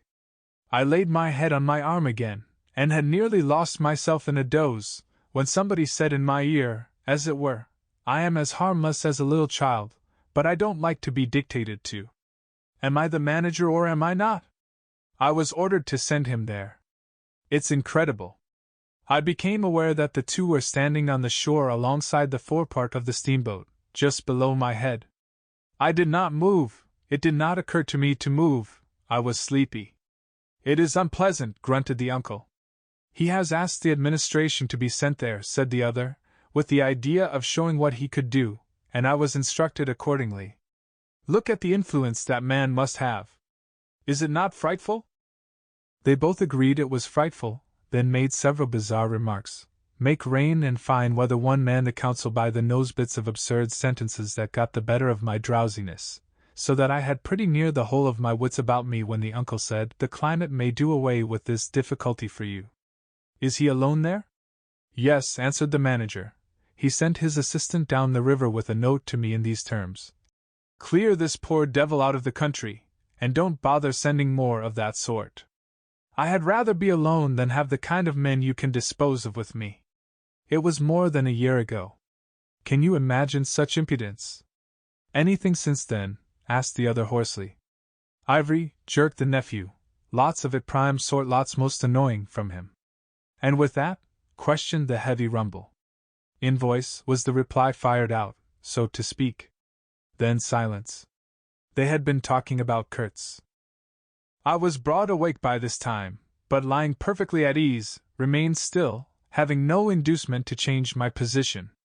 How did that ivory come all this way? Growled the elder man, who seemed very vexed.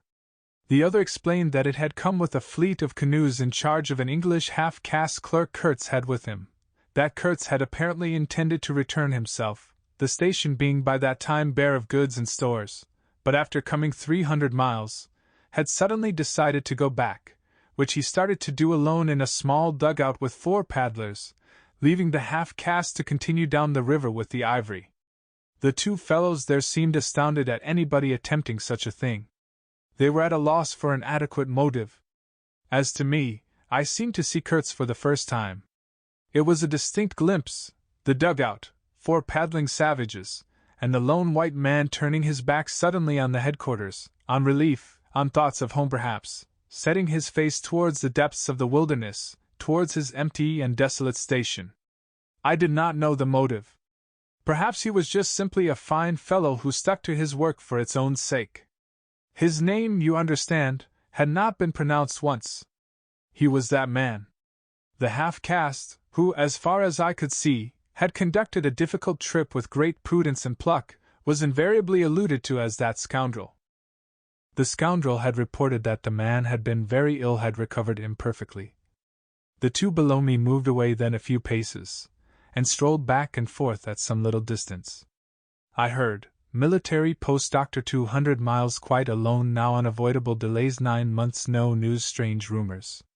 They approached again, just as the manager was saying, no one, as far as I know, unless a species of wandering trader, a pestilential fellow, snapping ivory from the natives. Who was it they were talking about now? I gathered in snatches that this was some man supposed to be in Kurtz's district, and of whom the manager did not approve. We will not be free from unfair competition till one of these fellows is hanged for an example, he said. Certainly, grunted the other, get him hanged. Why not? Anything can be done in this country. That's what I say, nobody here, you understand, here, can endanger your position. And why? You stand the climate, you outlast them all. The danger is in Europe. But there before I left I took care to dash. They moved off and whispered, then their voices rose again. The extraordinary series of delays is not my fault. I did my best. The fat man sighed. Very sad. And the pestiferous absurdity of his talk, continued the other. He bothered me enough when he was here. Each station should be like a beacon on the road towards better things, a center for trade of course, but also for humanizing, improving, instructing. Conceive you that ass? And he wants to be manager. No, it's dash. Here he got choked by excessive indignation, and I lifted my head the least bit. I was surprised to see how near they were right under me. I could have spat upon their hats.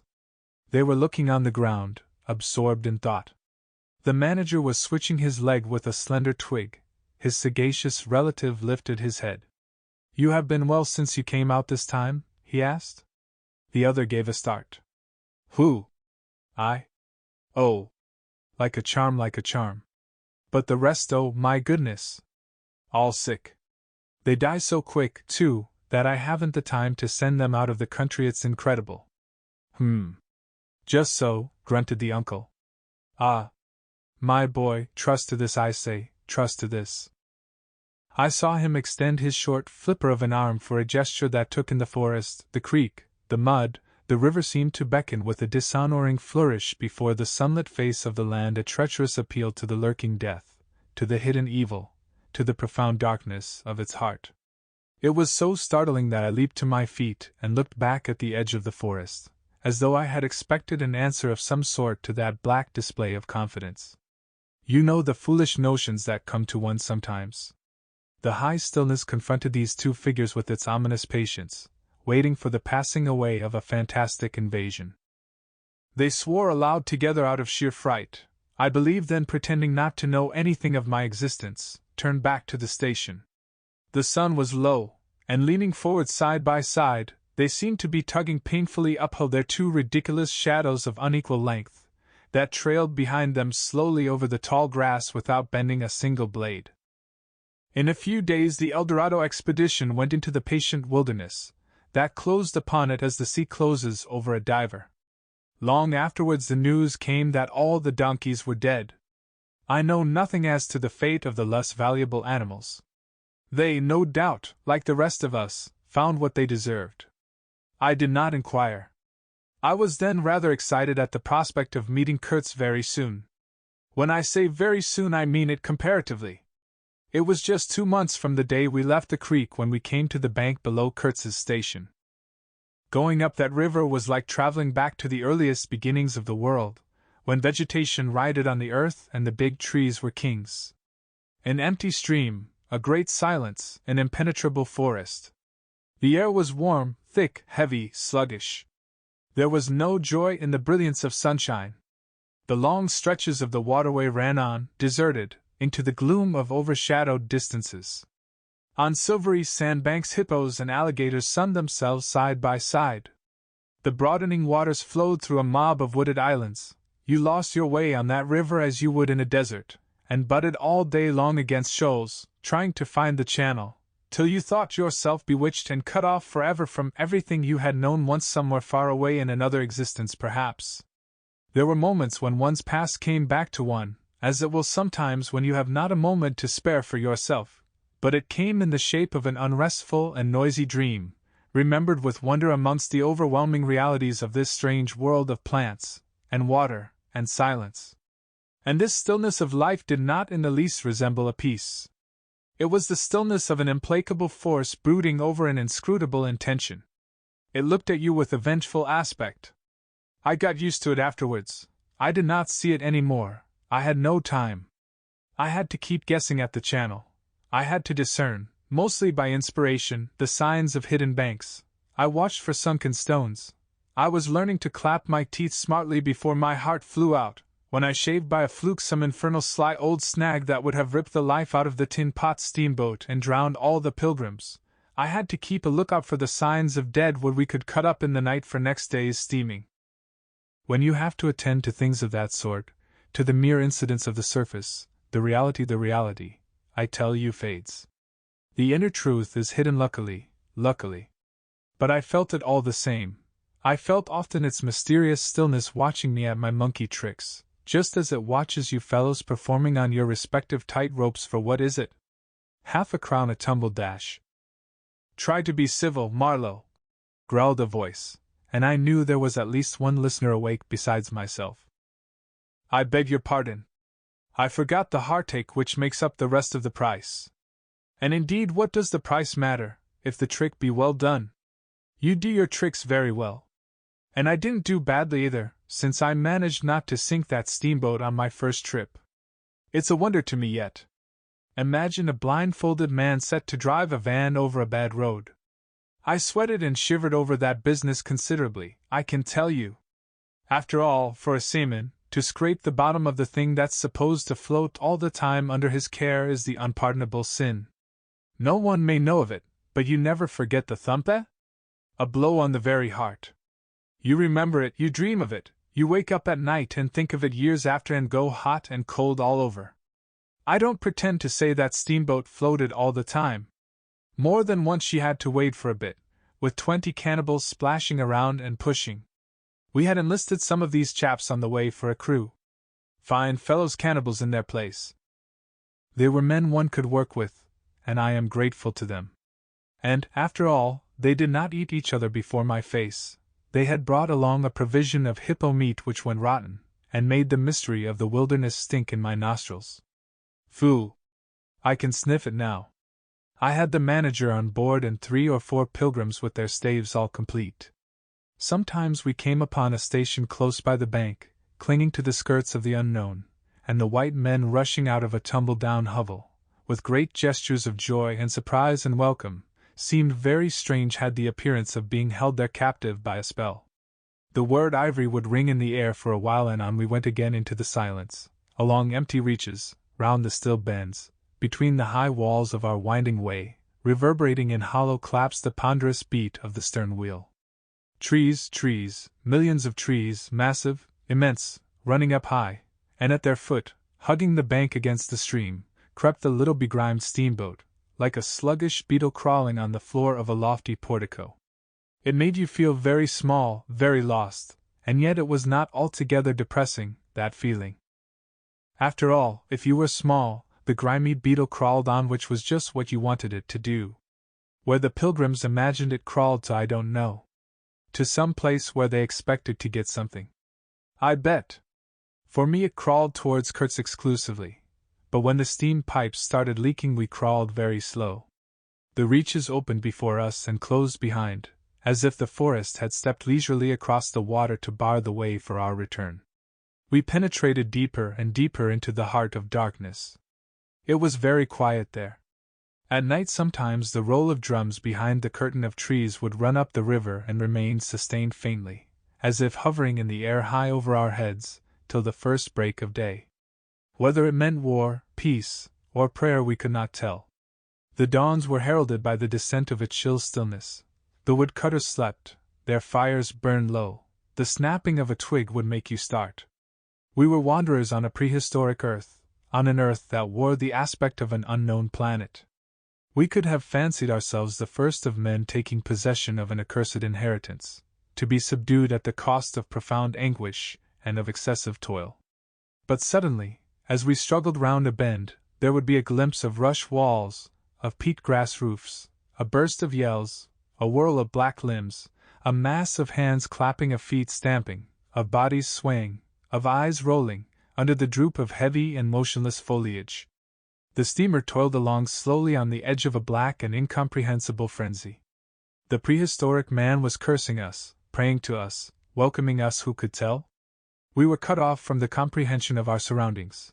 We glided past like phantoms, wondering and secretly appalled, as sane men would be before an enthusiastic outbreak in a madhouse. We could not understand because we were too far, and could not remember because we were traveling in the night of first ages, of those ages that are gone, leaving hardly a sign and no memories. The earth seemed unearthly. We are accustomed to look upon the shackled form of a conquered monster, but there you could look at a thing monstrous and free. It was unearthly, and the men they were not inhuman. Well, that was the worst of it, this suspicion of their not being inhuman. It would come slowly to one. They howled and leaped, and spun, and made horrid faces, but what thrilled you was just the thought of their humanity, like yours, the thought of your remote kinship with this wild and passionate uproar. Ugly. Yes, it was ugly enough, but if you were man enough you would admit to yourself that there was in you just the faintest trace of a response to the terrible frankness of that noise, a dim suspicion of there being a meaning in it which you so remote from the night of first ages could comprehend. And why not?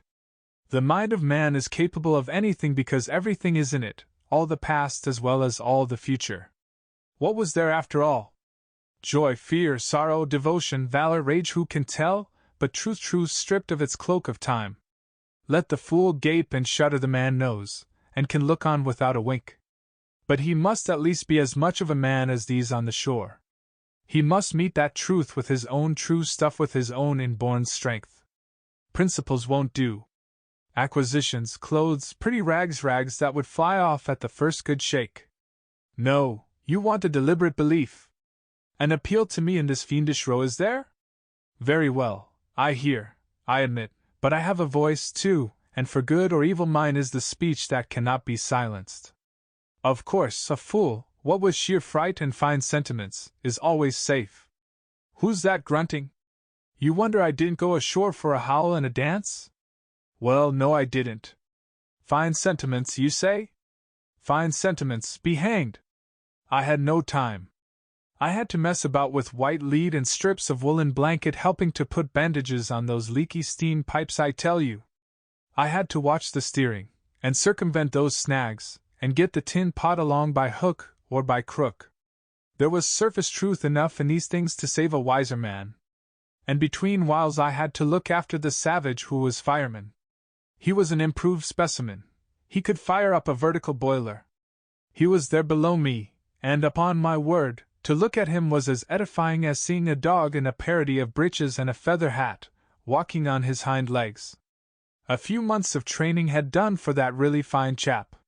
He squinted at the steam gauge and at the water gauge with an evident effort of intrepidity, and he had filed teeth, too, the poor devil, and the wool of his pate shaved into queer patterns, and 3 ornamental scars on each of his cheeks. He ought to have been clapping his hands and stamping his feet on the bank, instead of which he was hard at work, a thrall to strange witchcraft, full of improving knowledge.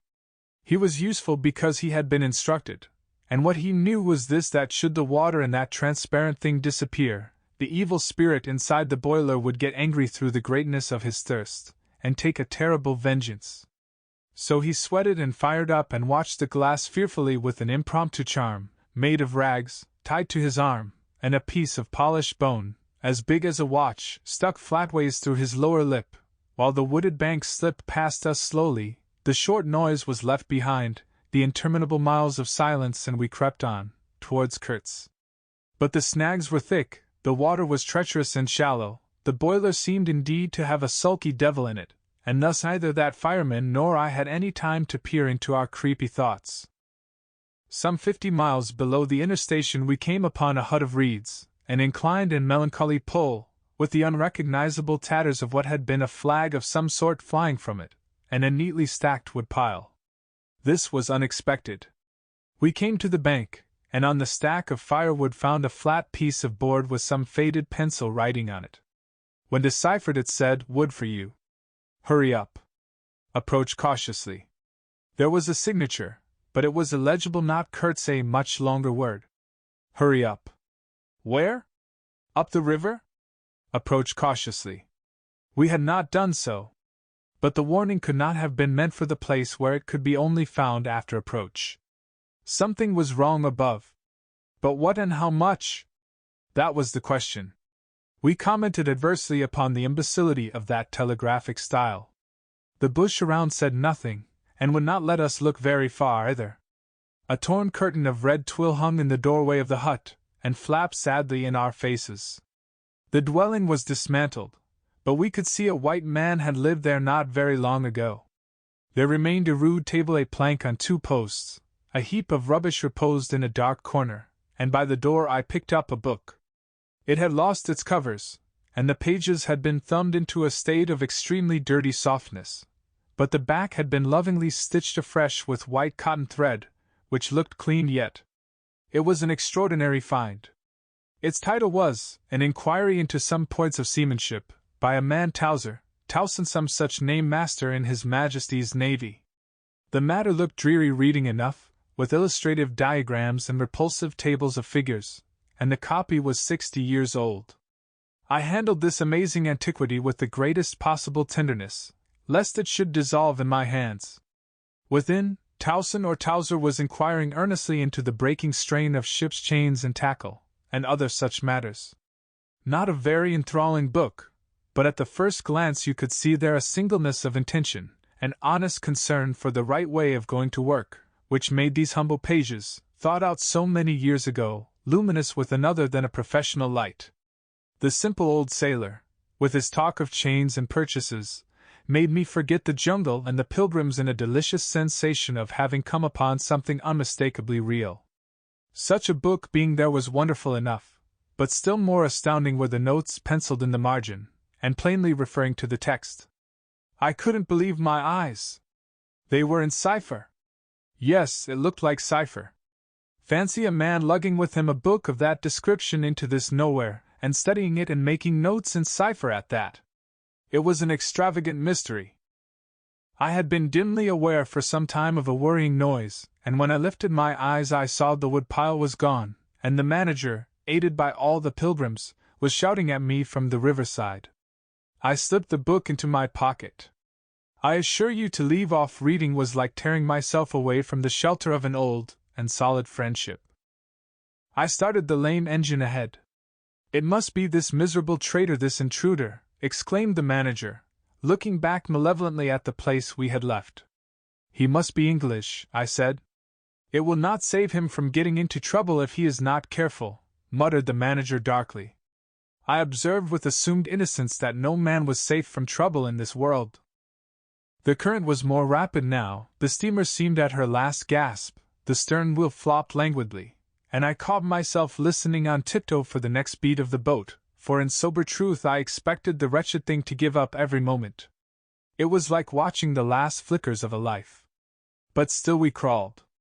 Sometimes I would pick out a tree a little way ahead to measure our progress towards Kurtz by, but I lost it invariably before we got abreast.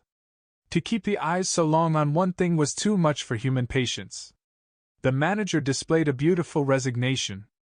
I fretted and fumed and took to arguing with myself whether or no I would talk openly with Kurtz. But before I could come to any conclusion it occurred to me that my speech or my silence, indeed any action of mine, would be a mere futility. What did it matter what any one knew or ignored? What did it matter who was manager? One gets sometimes such a flash of insight. The essentials of this affair lay deep under the surface, beyond my reach, and beyond my power of meddling. Towards the evening of the second day we judged ourselves about 8 miles from Kurtz's station.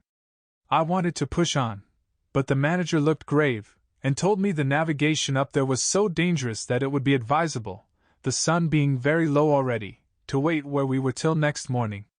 Moreover, he pointed out that if the warning to approach cautiously were to be followed, we must approach in daylight, not at dusk or in the dark. This was sensible enough. 8 miles meant nearly 3 hours steaming for us, and I could also see suspicious ripples at the upper end of the reach. Nevertheless, I was annoyed beyond expression at the delay, and most unreasonably, too, since one night more could not matter much after so many months.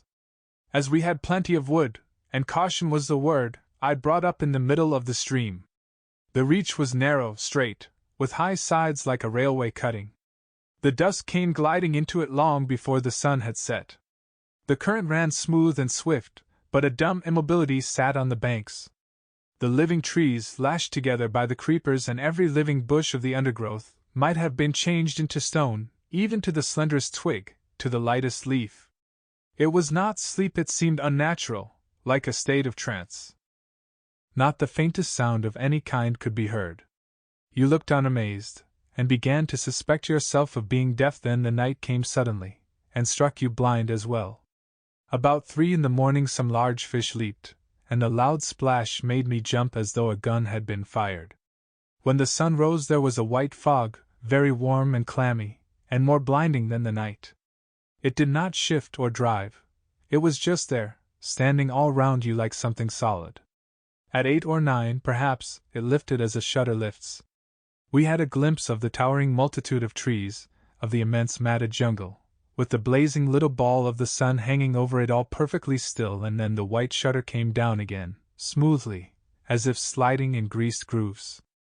I ordered the chain, which we had begun to heave in, to be paid out again. Before it stopped running with a muffled rattle, a cry, a very loud cry, as of infinite desolation, soared slowly in the opaque air. It ceased. A complaining clamor, modulated in savage discords, filled our ears. The sheer unexpectedness of it made my hair stir under my cap. I don't know how it struck the others. To me it seemed as though the mist itself had screamed, so suddenly, and apparently from all sides at once, did this tumultuous and mournful uproar arise. It culminated in a hurried outbreak of almost intolerably excessive shrieking, which stopped short, leaving us stiffened in a variety of silly attitudes, and obstinately listening to the nearly as appalling and excessive silence. Good God!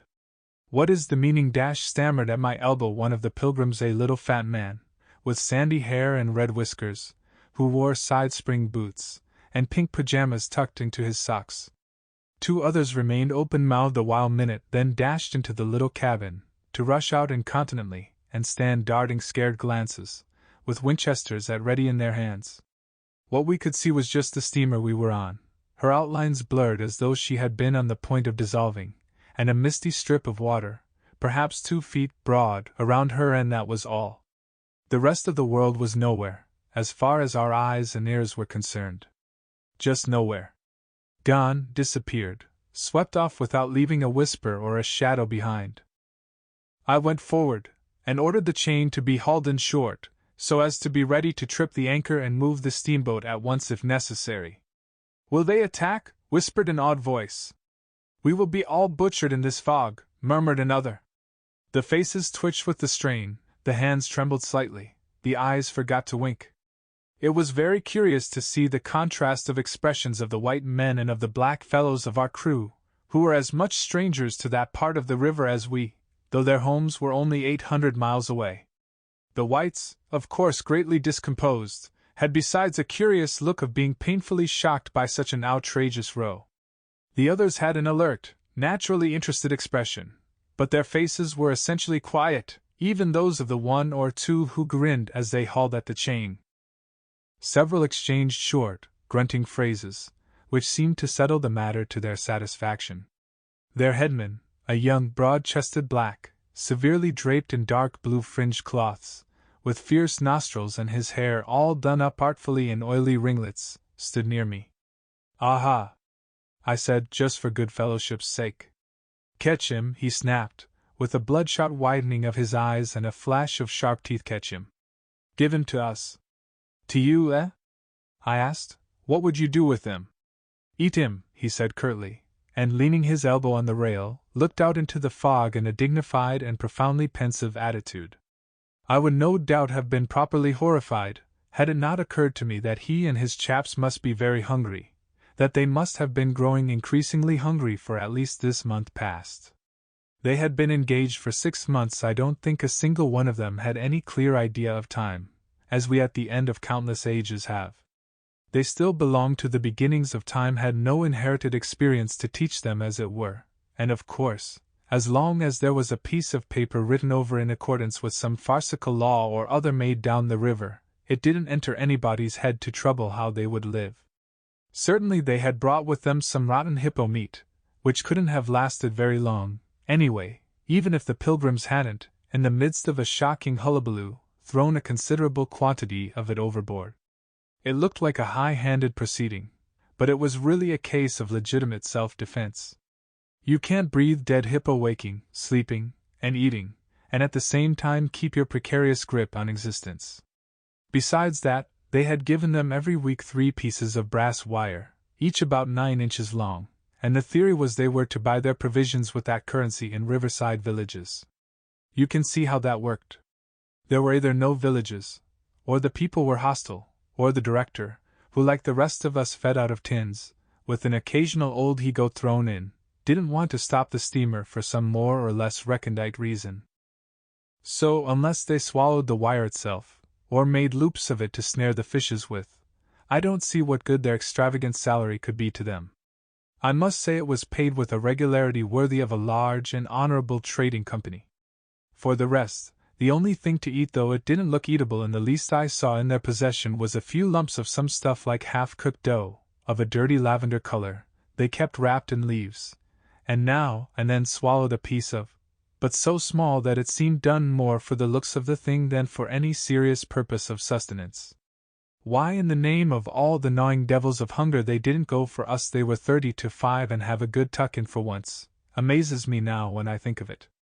They were big, powerful men, with not much capacity to weigh the consequences, with courage, with strength, even yet, though their skins were no longer glossy and their muscles no longer hard. And I saw that something restraining, one of those human secrets that baffle probability, had come into play there. I looked at them with a swift quickening of interest, not because it occurred to me I might be eaten by them before very long, though I own to you that just then I perceived in a new light, as it were, how unwholesome the pilgrims looked, and I hoped, yes, I positively hoped, that my aspect was not so, what shall I say, so unappetizing, a touch of fantastic vanity which fitted well with the dream sensation that pervaded all my days at that time. Perhaps I had a little fever, too. One can't live with one's finger everlastingly on one's pulse. I had often a little fever, or a little touch of other things, the playful paw strokes of the wilderness, the preliminary trifling before the more serious onslaught which came in due course. Yes, I looked at them as you would on any human being, with a curiosity of their impulses, motives, capacities, weaknesses, when brought to the test of an inexorable physical necessity. Restraint. What possible restraint? Was it superstition, disgust, patience, fear, or some kind of primitive honor?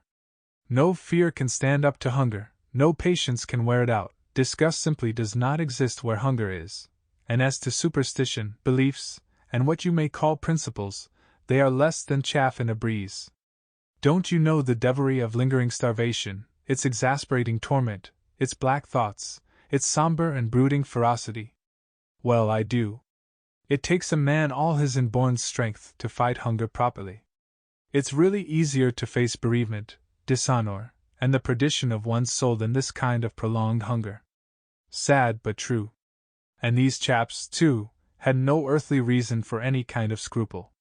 Restraint. I would just as soon have expected restraint from a hyena prowling amongst the corpses of a battlefield. But there was the fact facing me, the fact dazzling, to be seen, like the foam on the depths of the sea, like a ripple on an unfathomable enigma, a mystery greater when I thought of it than the curious, inexplicable note of desperate grief in the savage clamor that had swept by us on the river bank, behind the blind whiteness of the fog. Two pilgrims were quarreling in hurried whispers as to which bank. Left. No, no, how can you? Right, right, of course. It is very serious, said the manager's voice behind me. I would be desolated if anything should happen to Mr. Kurtz before we came up. I looked at him, and had not the slightest doubt he was sincere. He was just the kind of man who would wish to preserve appearances. That was his restraint. But when he muttered something about going on at once, I did not even take the trouble to answer him. I knew, and he knew, that it was impossible. Were we to let go our hold of the bottom, we would be absolutely in the air in space. We wouldn't be able to tell where we were going to, whether up or downstream, or across till we fetched against one bank or the other, and then we wouldn't know at first which it was. Of course I made no move. I had no mind for a smash-up. You couldn't imagine a more deadly place for a shipwreck. Whether we drowned at once or not, we were sure to perish speedily in one way or another. I authorize you to take all the risks, he said, after a short silence. I refused to take any, I said shortly, which was just the answer he expected, though its tone might have surprised him. Well, I must defer to your judgment. You are captain, he said with marked civility. I turned my shoulder to him in sign of my appreciation, and looked into the fog. How long would it last? It was the most hopeless lookout. The approach to this Kurtz grubbing for ivory in the wretched bush was beset by as many dangers as though he had been an enchanted princess sleeping in a fabulous castle. Will they attack, do you think? Asked the manager, in a confidential tone. I did not think they would attack, for several obvious reasons. The thick fog was one. If they left the bank in their canoes, they would get lost in it, as we would be if we attempted to move. Still, I had also judged the jungle of both banks quite impenetrable, and yet eyes were in it, eyes that had seen us. The riverside bushes were certainly very thick, but the undergrowth behind was evidently penetrable.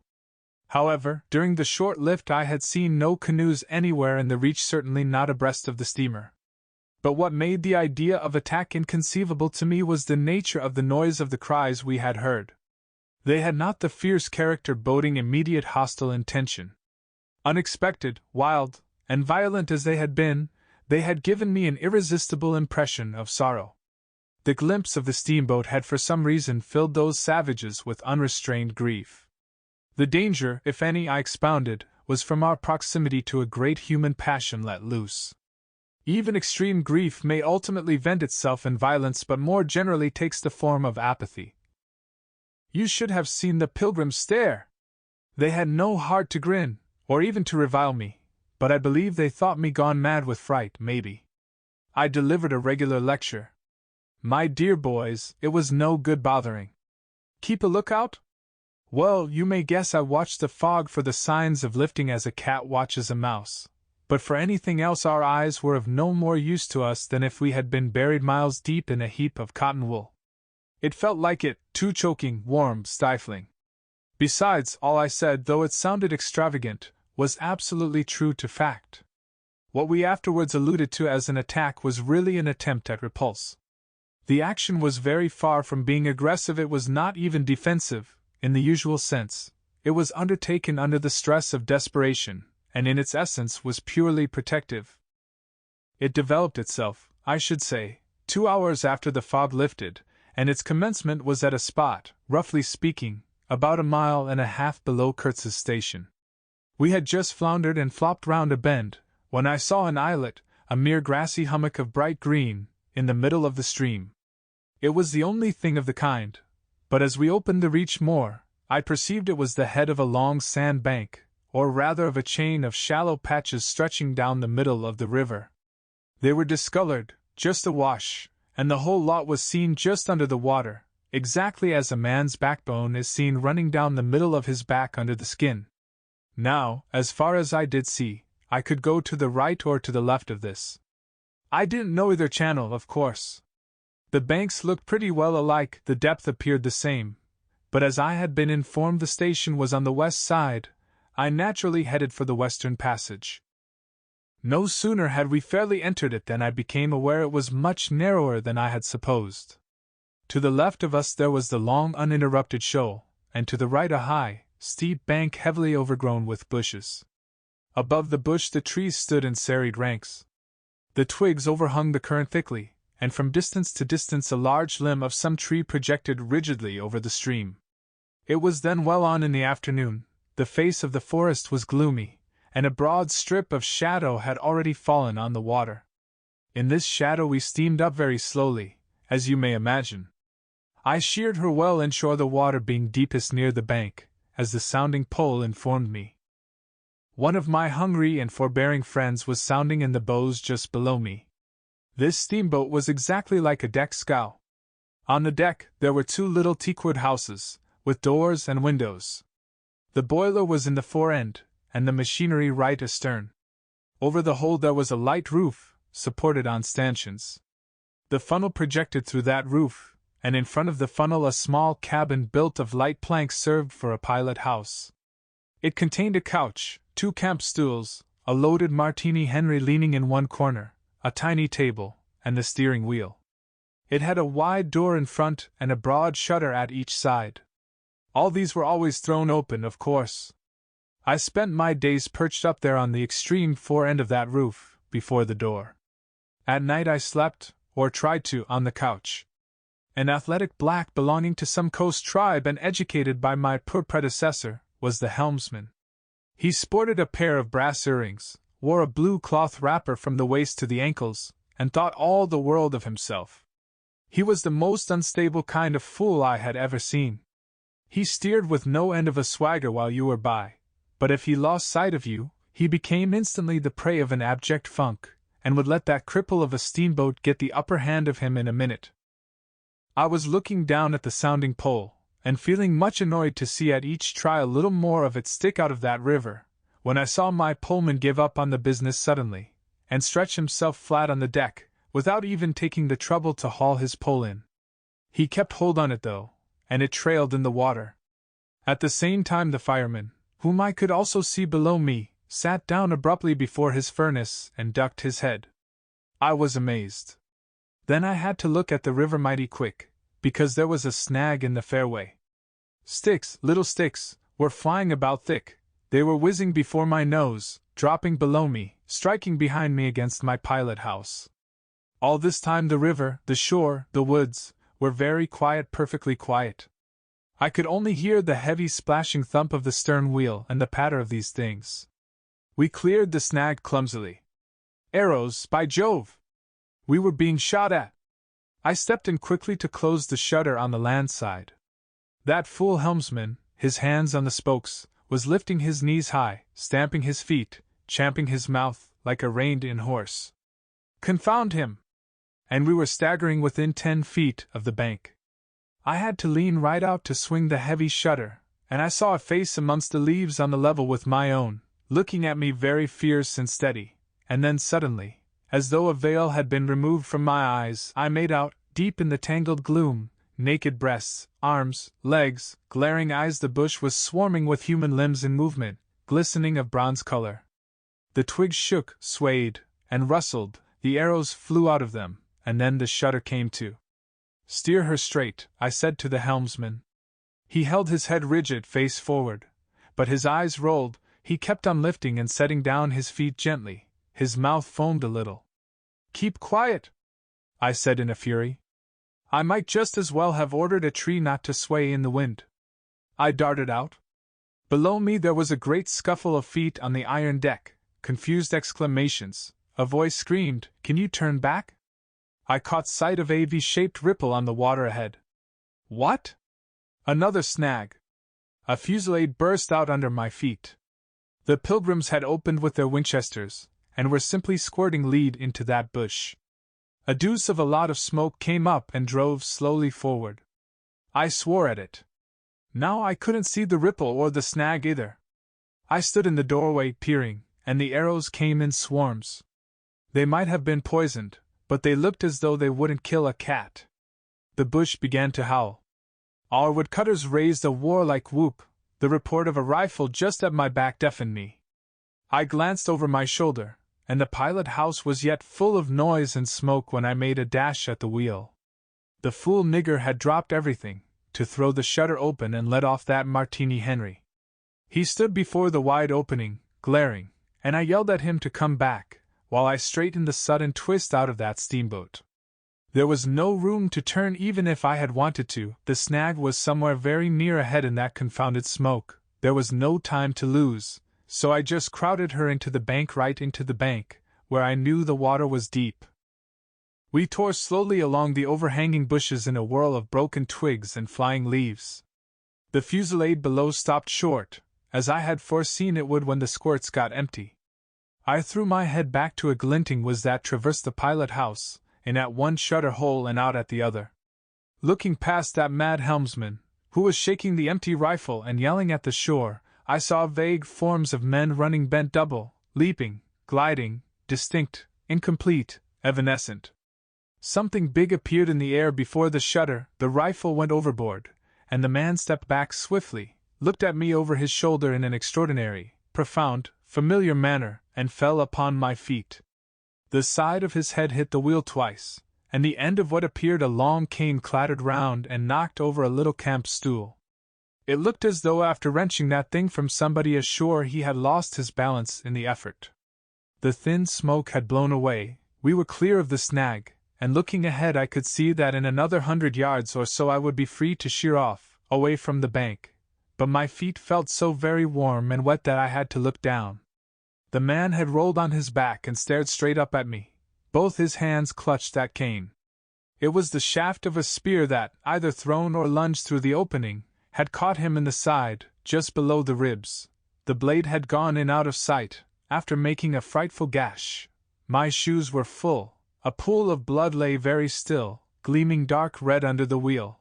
His eyes shone with an amazing luster. The fusillade burst out again. He looked at me anxiously, gripping the spear like something precious, with an air of being afraid I would try to take it away from him. I had to make an effort to free my eyes from his gaze and attend to the steering. With one hand I felt above my head for the line of the steam whistle, and jerked out screech after screech hurriedly. The tumult of angry and warlike yells was checked instantly, and then from the depths of the woods went out such a tremulous and prolonged wail of mournful fear and utter despair as may be imagined to follow the flight of the last hope from the earth. There was a great commotion in the bush. The shower of arrows stopped. A few dropping shots rang out sharply, then silence, in which the languid beat of the stern wheel came plainly to my ears. I put the helm hard a starboard at the moment when the pilgrim in pink pajamas, very hot and agitated, appeared in the doorway. The manager sends me dash, he began in an official tone, and stopped short. Good God, he said, glaring at the wounded man. We two whites stood over him, and his lustrous and inquiring glance enveloped us both. I declare it looked as though he would presently put to us some questions in an understandable language, but he died without uttering a sound, without moving a limb, without twitching a muscle. Only in the very last moment, as though in response to some sign we could not see, to some whisper we could not hear, he frowned heavily, and that frown gave to his black death mask an inconceivably somber, brooding, and menacing expression. The luster of inquiring glance faded swiftly into vacant glassiness. Can you steer? I asked the agent eagerly. He looked very dubious, but I made a grab at his arm, and he understood at once I meant him to steer whether or no. To tell you the truth, I was morbidly anxious to change my shoes and socks. He is dead, murmured the fellow, immensely impressed. No doubt about it, said I, tugging like mad at the shoelaces. And by the way, I suppose Mr. Kurtz is dead as well by this time. For the moment that was the dominant thought. There was a sense of extreme disappointment, as though I had found out I had been striving after something altogether without a substance. I couldn't have been more disgusted if I had traveled all this way for the sole purpose of talking with Mr. Kurtz. Talking with. I flung one shoe overboard, and became aware that that was exactly what I had been looking forward to, a talk with Kurtz. I made the strange discovery that I had never imagined him as doing, you know, but as discoursing. I didn't say to myself, now I will never see him, or now I will never shake him by the hand, but now I will never hear him. The man presented himself as a voice. Not, of course, that I did not connect him with some sort of action. Hadn't I been told in all the tones of jealousy and admiration that he had collected, bartered, swindled, or stolen more ivory than all the other agents together? That was not the point. The point was in his being a gifted creature, and that of all his gifts the one that stood out preeminently, that carried with it a sense of real presence, was his ability to talk, his words the gift of expression, the bewildering, the illuminating, the most exalted and the most contemptible, the pulsating stream of light, or the deceitful flow from the heart of an impenetrable darkness. The other shoe went flying unto the devil god of that river. I thought, by Jove! It's all over. We are too late. He has vanished, the gift has vanished, by means of some spear, arrow, or club. I will never hear that chap speak after all, and my sorrow had a startling extravagance of emotion, even such as I had noticed in the howling sorrow of these savages in the bush. I couldn't have felt more of lonely desolation somehow, had I been robbed of a belief or had missed my destiny in life. Why do you sigh in this beastly way, somebody? Absurd? Well, absurd. Good Lord! Mustn't a man ever hear, give me some tobacco? There was a pause of profound stillness, then a match flared, and Marlow's lean face appeared, worn, hollow, with downward folds and dropped eyelids, with an aspect of concentrated attention, and as he took vigorous draws at his pipe, it seemed to retreat and advance out of the night in the regular flicker of tiny flame. The match went out. Absurd! He cried. This is the worst of trying to tell. Here you all are, each moored with two good addresses, like a hulk with two anchors, a butcher round one corner, a policeman round another, excellent appetites, and temperature normal, you hear normal from year's end to year's end. And you say, absurd! Absurd be exploded! Absurd! My dear boys, what can you expect from a man who out of sheer nervousness had just flung overboard a pair of new shoes? Now I think of it, it is amazing I did not shed tears. I am, upon the whole, proud of my fortitude. I was cut to the quick at the idea of having lost the inestimable privilege of listening to the gifted Kurtz. Of course I was wrong. The privilege was waiting for me. Oh yes, I heard more than enough. And I was right, too. A voice. He was very little more than a voice. And I heard him at this voice. Other voices, all of them, were so little more than voices, and the memory of that time itself lingers around me, impalpable, like a dying vibration of one immense jabber, silly, atrocious, sordid, savage, or simply mean, without any kind of sense. Voices, voices, even the girl herself now dash. He was silent for a long time. I laid the ghost of his gifts at last with a lie. He began, suddenly. Girl! What? Did I mention a girl? Oh, she is out of it completely. They, the women, I mean, are out of it, should be out of it. We must help them to stay in that beautiful world of their own, lest ours gets worse. Oh, she had to be out of it. You should have heard the disinterred body of Mr. Kurtz saying, my intended. You would have perceived directly then how completely she was out of it. And the lofty frontal bone of Mr. Kurtz. They say the hair goes on growing sometimes, but this specimen was impressively bald. The wilderness had patted him on the head, and behold, it was like a ball, an ivory ball. It had caressed him, and lo, he had withered. It had taken him, loved him, embraced him, got into his veins, consumed his flesh, and sealed his soul to its own by the inconceivable ceremonies of some devilish initiation. He was its spoiled and pampered favorite. Ivory? I should think so. Heaps of it, stacks of it. The old mud shanty was bursting with it. You would think there was not a single tusk left either above or below the ground in the whole country. Mostly fossil, the manager had remarked, disparagingly. It was no more fossil than I am, but they call it fossil when it is dug up. It appears these niggers do bury the tusks sometimes, but evidently they couldn't bury this parcel deep enough to save the gifted Mr. Kurtz from his fate. We filled the steamboat with it, and had to pile a lot on the deck. Thus he could see and enjoy as long as he could see, because the appreciation of this favor had remained with him to the last. You should have heard him say, my ivory. Oh yes, I heard him. my intended, my ivory, my station, my river, my dash, everything belonged to him. It made me hold my breath in expectation of hearing the wilderness burst into a prodigious peal of laughter that would shake the fixed stars in their places. Everything belonged to him, but that was a trifle. The thing was to know what he belonged to, how many powers of darkness claimed him for their own. That was the reflection that made you creepy all over. It was impossible, it was not good for one either trying to imagine. He had taken a high seat amongst the devils of the land, I mean literally. You can't understand. How could you? With solid pavement under your feet, surrounded by kind neighbors ready to cheer you or to fall on you, stepping delicately between the butcher and the policeman.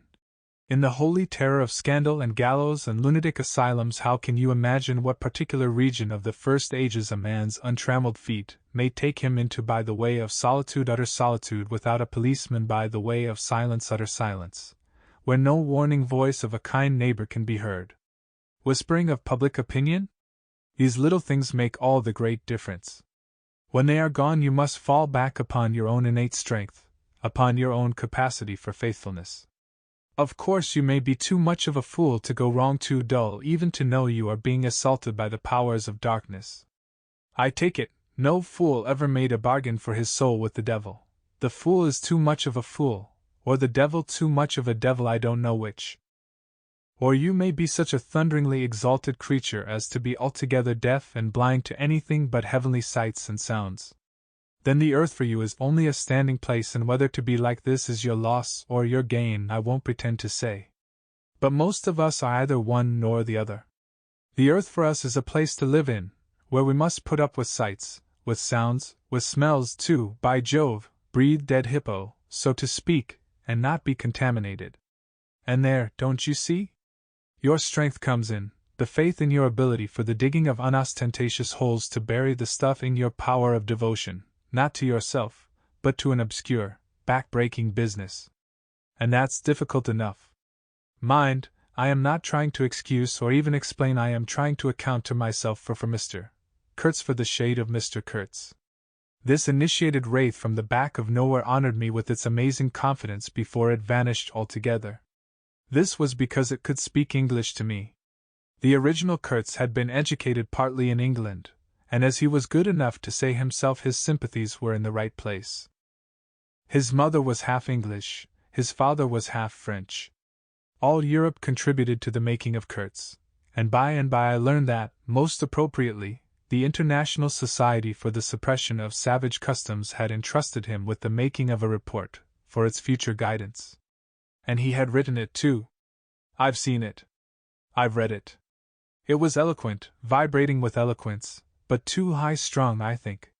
17 pages of close writing he had found time for. But this must have been before his, let us say, nerves went wrong, and caused him to preside at certain midnight dances ending with unspeakable rites, which, as far as I reluctantly gathered from what I heard at various times, were offered up to him, do you understand, to Mr. Kurtz himself. But it was a beautiful piece of writing. The opening paragraph, however, in the light of later information, strikes me now as ominous. He began with the argument that we whites, from the point of development we had arrived at, must necessarily appear to them savages in the nature of supernatural beings. We approach them with the might of a deity, and so on, and so on. By the simple exercise of our will we can exert a power for good practically unbounded, etc., etc. From that point he soared and took me with him. The peroration was magnificent, though difficult to remember, you know. It gave me the notion of an exotic immensity ruled by an august benevolence. It made me tingle with enthusiasm. This was the unbounded power of eloquence, of words, of burning noble words. There were no practical hints to interrupt the magic current of phrases, unless a kind of note at the foot of the last page, scrawled evidently much later, in an unsteady hand, may be regarded as the exposition of a method. It was very simple, and at the end of that moving appeal to every altruistic sentiment it blazed at you, luminous and terrifying, like a flash of lightning in a serene sky, exterminate all the brutes. The curious part was that he had apparently forgotten all about that valuable postscriptum, because, later on, when he in a sense came to himself, he repeatedly entreated me to take good care of my pamphlet, he called it, as it was sure to have in the future a good influence upon his career. I had full information about all these things, and besides, as it turned out, I was to have the care of his memory. I've done enough for it to give me the indisputable right to lay it, if I choose, for an everlasting rest in the dustbin of progress, amongst all the sweepings and, figuratively speaking, all the dead cats of civilization. But then, you see, I can't choose. He won't be forgotten. Whatever he was not common. He had the power to charm or frighten rudimentary souls into an aggravated witch dance in his honor. He could also fill the small souls of the pilgrims with bitter misgivings. He had one devoted friend at least, and he had conquered one soul in the world that was neither rudimentary nor tainted with self-seeking. No, I can't forget him, though I am not prepared to affirm the fellow was exactly worth the life we lost in getting to him. I missed my late helmsman awfully. I missed him even while his body was still lying in the pilot house. Perhaps you will think it passing strange, this regret for a savage who was no more account than a grain of sand in a black Sahara. Well, don't you see, he had done something, he had steered. For months I had him at my back, a helping instrument. It was a kind of partnership. He steered for me, I had to look after him, I worried about his deficiencies, and thus a subtle bond had been created, of which I only became aware when it was suddenly broken. And the intimate profundity of that look he gave me when he received his hurt remains to this day in my memory like a claim of distant kinship affirmed in a supreme moment. Poor fool! If he had only left that shutter alone! He had no restraint, just like Kurtz, a tree swayed by the wind. As soon as I had put on a dry pair of slippers, I dragged him out, after first jerking the spear out of his side, which operation I confess I performed with my eyes shut tight. His heels leaped together over the little doorstep, his shoulders were pressed to my breast. I hugged him from behind desperately. Oh! He was heavier than any man on earth, I should imagine. Then without more ado I tipped him overboard. The current snatched him as though he had been a wisp of grass, and I saw the body roll over twice before I lost sight of it forever. All the pilgrims and the manager were then congregated on the awning deck about the pilot house, chattering at each other like a flock of excited magpies, and there was a scandalized murmur at my heartless promptitude. What they wanted to keep that body hanging about for I can't guess. Embalm it, maybe? But I had also heard another, and a very ominous, murmur on the deck below. My friends the woodcutters were likewise scandalized, and with a better show of reason, though I admit that the reason itself was quite inadmissible. Oh, quite! I had made up my mind that if my late helmsman was to be eaten, the fishes alone should have him. He had been a very second-rate helmsman while alive, but now he was dead he might have become a first-class temptation, and possibly caused some startling trouble. Besides, I was anxious to take the wheel, the man in pink pajamas showing himself a hopeless duffer at the business. This I did directly the simple funeral was over. We were going half speed, keeping right in the middle of the stream, and I listened to the talk about me. They had given up Kurtz, they had given up the station, Kurtz was dead, and the station had been burnt, and so on and so on. The red-haired pilgrim was beside himself with the thought that at least this poor Kurtz had been properly avenged. Say, we must have made a glorious slaughter of them in the bush. Eh? What do you think? Say? He positively danced, the bloodthirsty little gingery beggar. And he had nearly fainted when he saw the wounded man. I could not help saying, you made a glorious lot of smoke, anyhow. I had seen, from the way the tops of the bushes rustled and flew, that almost all the shots had gone too high. You can't hit anything unless you take aim and fire from the shoulder, but these chaps fired from the hip with their eyes shut. The retreat, I maintained, and I was right, was caused by the screeching of the steam whistle. Upon this they forgot Kurtz, and began to howl at me with indignant protests. The manager stood by the wheel murmuring confidentially about the necessity of getting well away down the river before dark at all events, when I saw in the distance a clearing on the riverside and the outlines of some sort of building. What's this? I asked. He clapped his hands in wonder. The station, he cried. I edged in at once, still going half speed. Through my glasses I saw the slope of a hill interspersed with rare trees and perfectly free from undergrowth. A long decaying building on the summit was half buried in the high grass. The large holes in the peaked roof gaped black from afar. The jungle and the woods made a background. There was no enclosure or fence of any kind, but there had been one apparently, for near the house half a dozen slim posts remained in a row, roughly trimmed, and with their upper ends ornamented with round carved balls. The rails, or whatever there had been between, had disappeared. Of course the forest surrounded all that. The river bank was clear, and on the water side I saw a white man under a hat like a cartwheel beckoning persistently with his whole arm. Examining the edge of the forest above and below, I was almost certain I could see human forms gliding here and there. I steamed past prudently, then stopped the engines and let her drift down. The man on the shore began to shout, urging us to land. "We have been attacked," screamed the manager. I know. "It's all right," yelled back the other, as cheerful as you please. "Come along." "It's all right. I am glad." His aspect reminded me of something I had seen, something funny I had seen somewhere. As I maneuvered to get alongside, I was asking myself, what does this fellow look like? Suddenly I got it. He looked like a harlequin. His clothes had been made of some stuff that was brown holland probably, but it was covered with patches all over, with bright patches, blue, red, and yellow patches on the back, patches on the front, patches on elbows, on knees, colored binding around his jacket, scarlet edging at the bottom of his trousers, and the sunshine made him look extremely gay and wonderfully neat withal, because you could see how beautifully all this patching had been done. A beardless, boyish face, very fair, no features to speak of, nose peeling, little blue eyes, smiles and frowns chasing each other over that open countenance like sunshine and shadow on a wind-swept plain. "Look out, Captain," he cried. "There's a snag lodged in here last night." "What?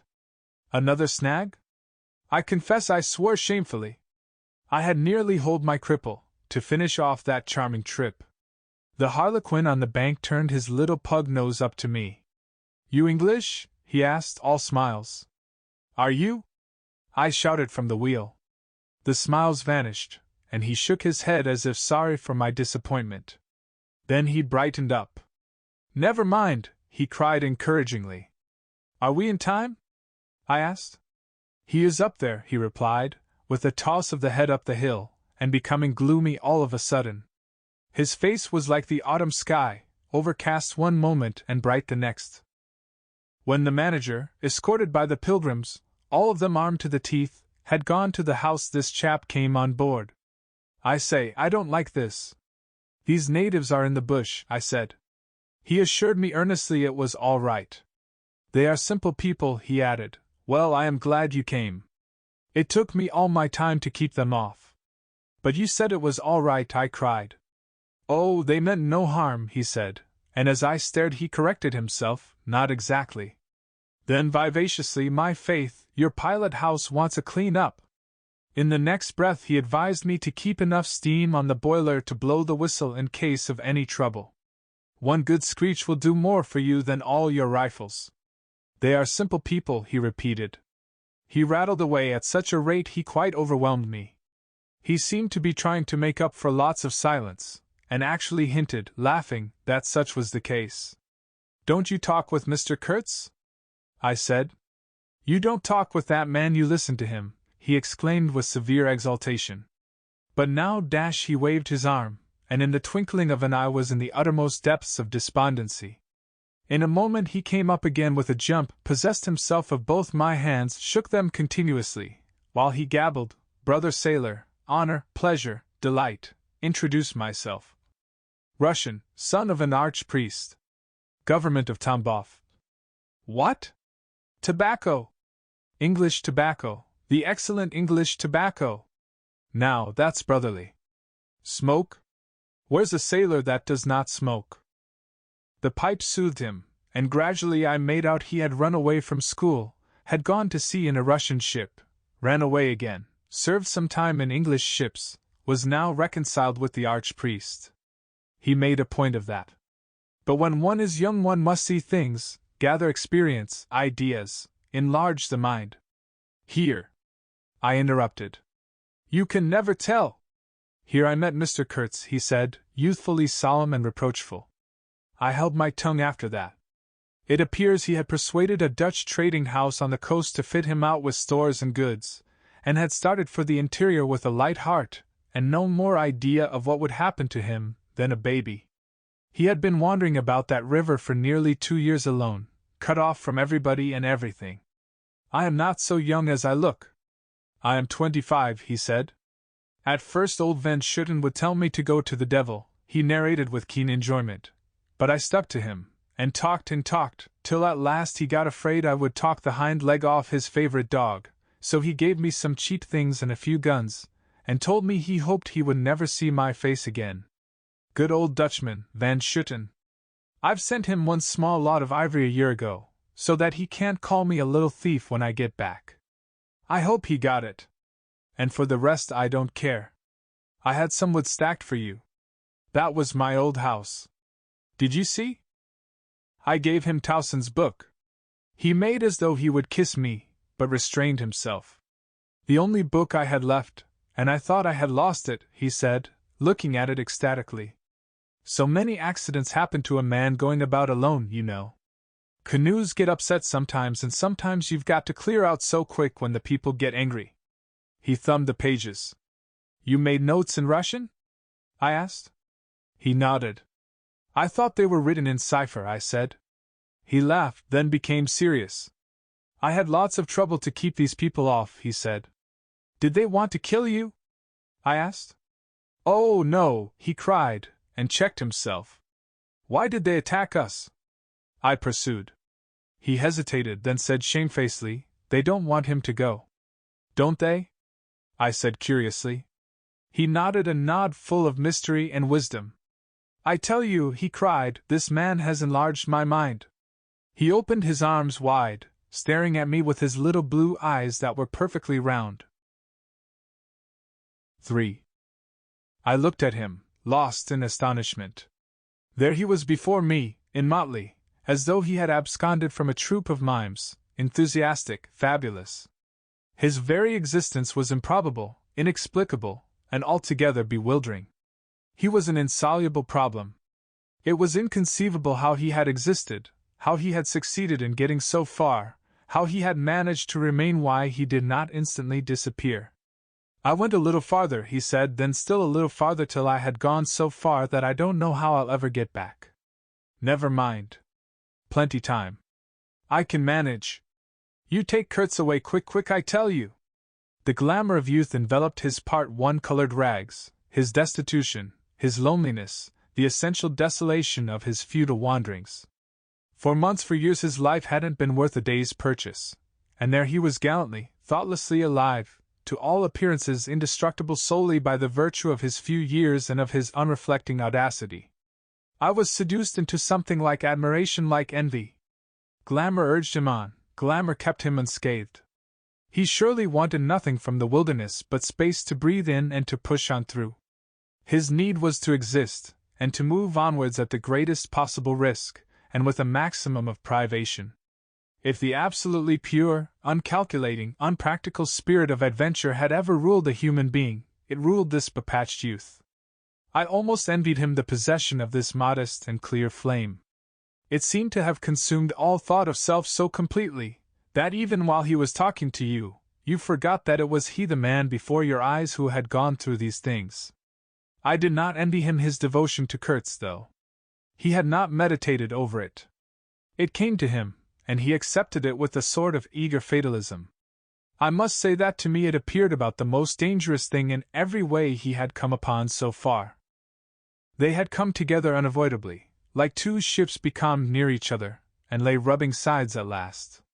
I suppose Kurtz wanted an audience, because on a certain occasion, when encamped in the forest, they had talked all night, or more probably Kurtz had talked. We talked of everything, he said, quite transported at the recollection. I forgot there was such a thing as sleep.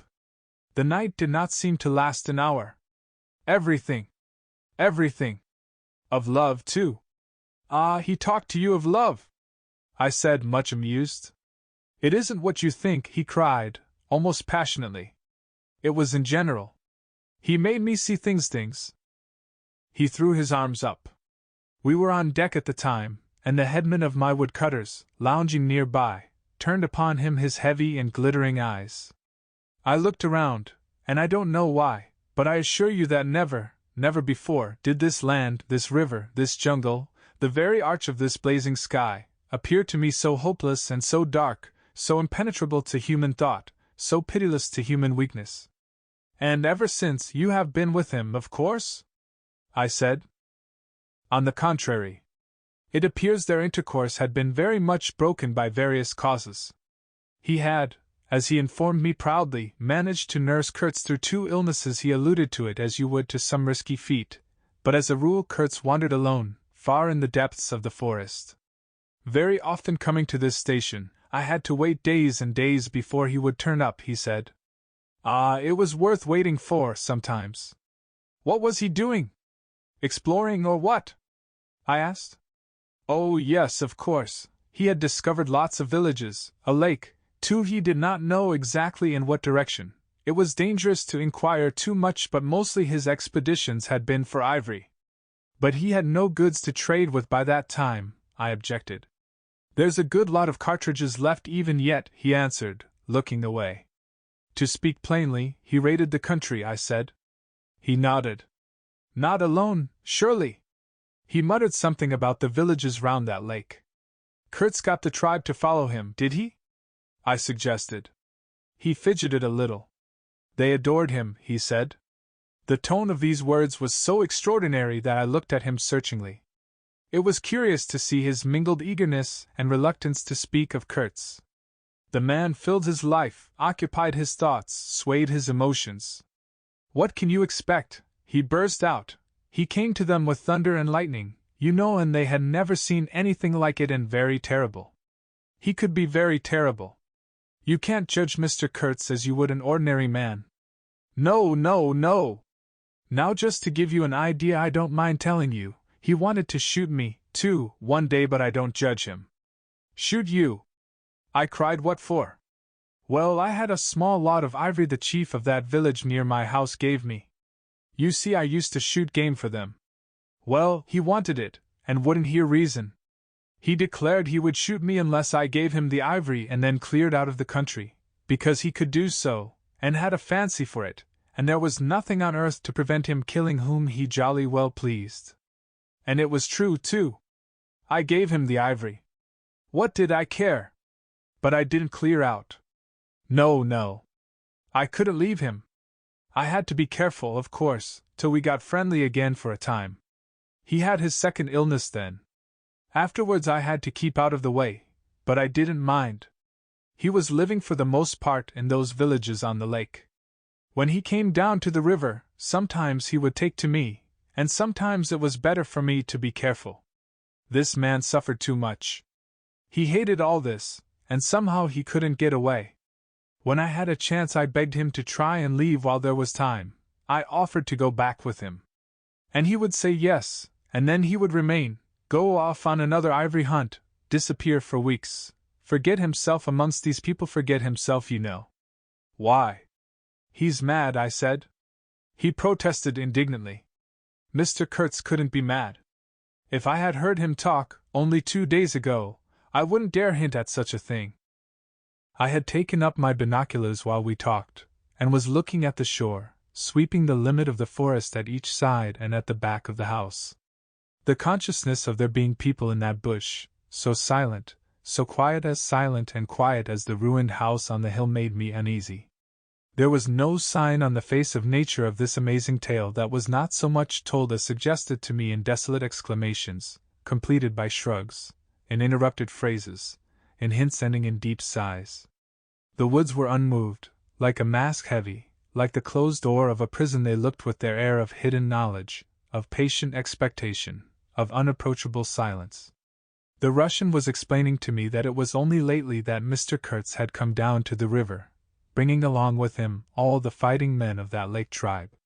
He had been absent for several months, getting himself adored, I suppose, and had come down unexpectedly, with the intention to all appearance of making a raid either across the river or downstream. Evidently the appetite for more ivory had got the better of the, what shall I say, less material aspirations. However, he had got much worse suddenly. I heard he was lying helpless, and so I came up, took my chance, said the Russian. Oh, he is bad, very bad. I directed my glass to the house. There were no signs of life, but there was the ruined roof, the long mud wall peeping above the grass, with 3 little square window holes, no 2 of the same size. All this brought within reach of my hand, as it were. And then I made a brusque movement, and one of the remaining posts of that vanished fence leaped up in the field of my glass.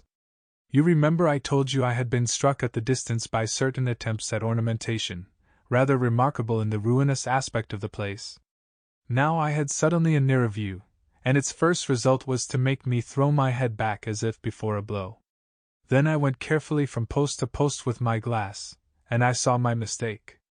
These round knobs were not ornamental but symbolic.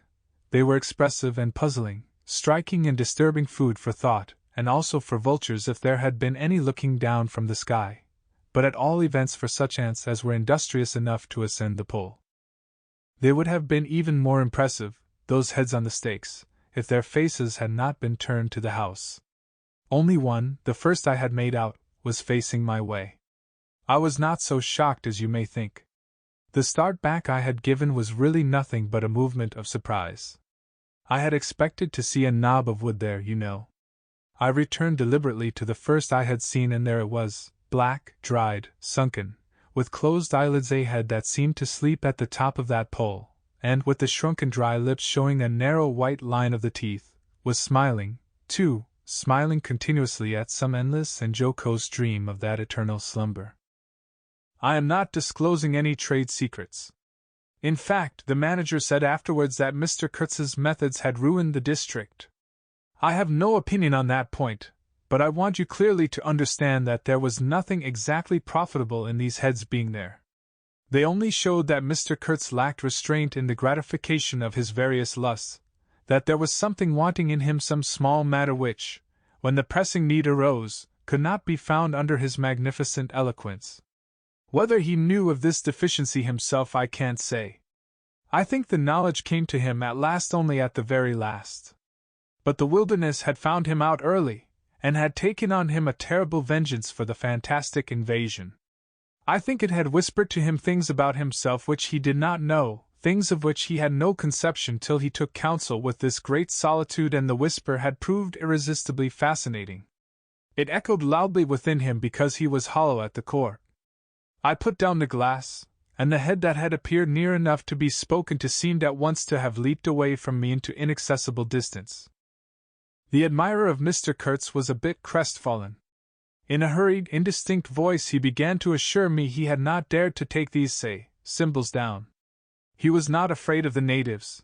They would not stir till Mr. Kurtz gave the word. His ascendancy was extraordinary. The camps of these people surrounded the place, and the chiefs came every day to see him. They would crawl. I don't want to know anything of the ceremonies used when approaching Mr. Kurtz, I shouted. Curious, this feeling that came over me that such details would be more intolerable than those heads drying on the stakes under Mr. Kurtz's windows. After all, that was only a savage sight, while I seemed at one bound to have been transported into some lightless region of subtle horrors, where pure, uncomplicated savagery was a positive relief, being something that had a right to exist obviously in the sunshine. The young man looked at me with surprise. I suppose it did not occur to him that Mr. Kurtz was no idol of mine. He forgot I hadn't heard any of these splendid monologues on, what was it? On love, justice, conduct of life, or what not. If it had come to crawling before Mr. Kurtz, he crawled as much as the veriest savage of them all. I had no idea of the conditions, he said. These heads were the heads of rebels. I shocked him excessively by laughing. Rebels! What would be the next definition I was to hear? There had been enemies, criminals, workers, and these were rebels. Those rebellious heads looked very subdued to me on their sticks. You don't know how such a life tries a man like Kurtz, cried Kurtz's last disciple. Well, and you? I said. I am a simple man. I have no great thoughts. I want nothing from anybody. How can you compare me to? His feelings were too much for speech, and suddenly he broke down. "I don't understand," he groaned. "I've been doing my best to keep him alive, and that's enough. I had no hand in all this. I have no abilities. There hasn't been a drop of medicine or a mouthful of invalid food for months here. He was shamefully abandoned. A man like this, with such ideas. Shamefully! Shamefully! I haven't slept for the last 10 nights." His voice lost itself in the calm of the evening. The long shadows of the forest had slipped downhill while we talked, had gone far beyond the ruined hovel, beyond the symbolic row of stakes. All this was in the gloom, while we down there were yet in the sunshine, and the stretch of the river abreast of the clearing glittered in a still and dazzling splendor, with a murky and overshadowed bend above and below. Not a living soul was seen on the shore. The bushes did not rustle. Suddenly round the corner of the house a group of men appeared, as though they had come up from the ground. They waded waist-deep in the grass, in a compact body, bearing an improvised stretcher in their midst. Instantly, in the emptiness of the landscape, a cry arose whose shrillness pierced the still air like a sharp arrow flying straight to the very heart of the land, and, as if by enchantment, streams of naked human beings with spears in their hands, with bows, with shields, with wild glances and savage movements, were poured into the clearing by the dark-faced and pensive forest.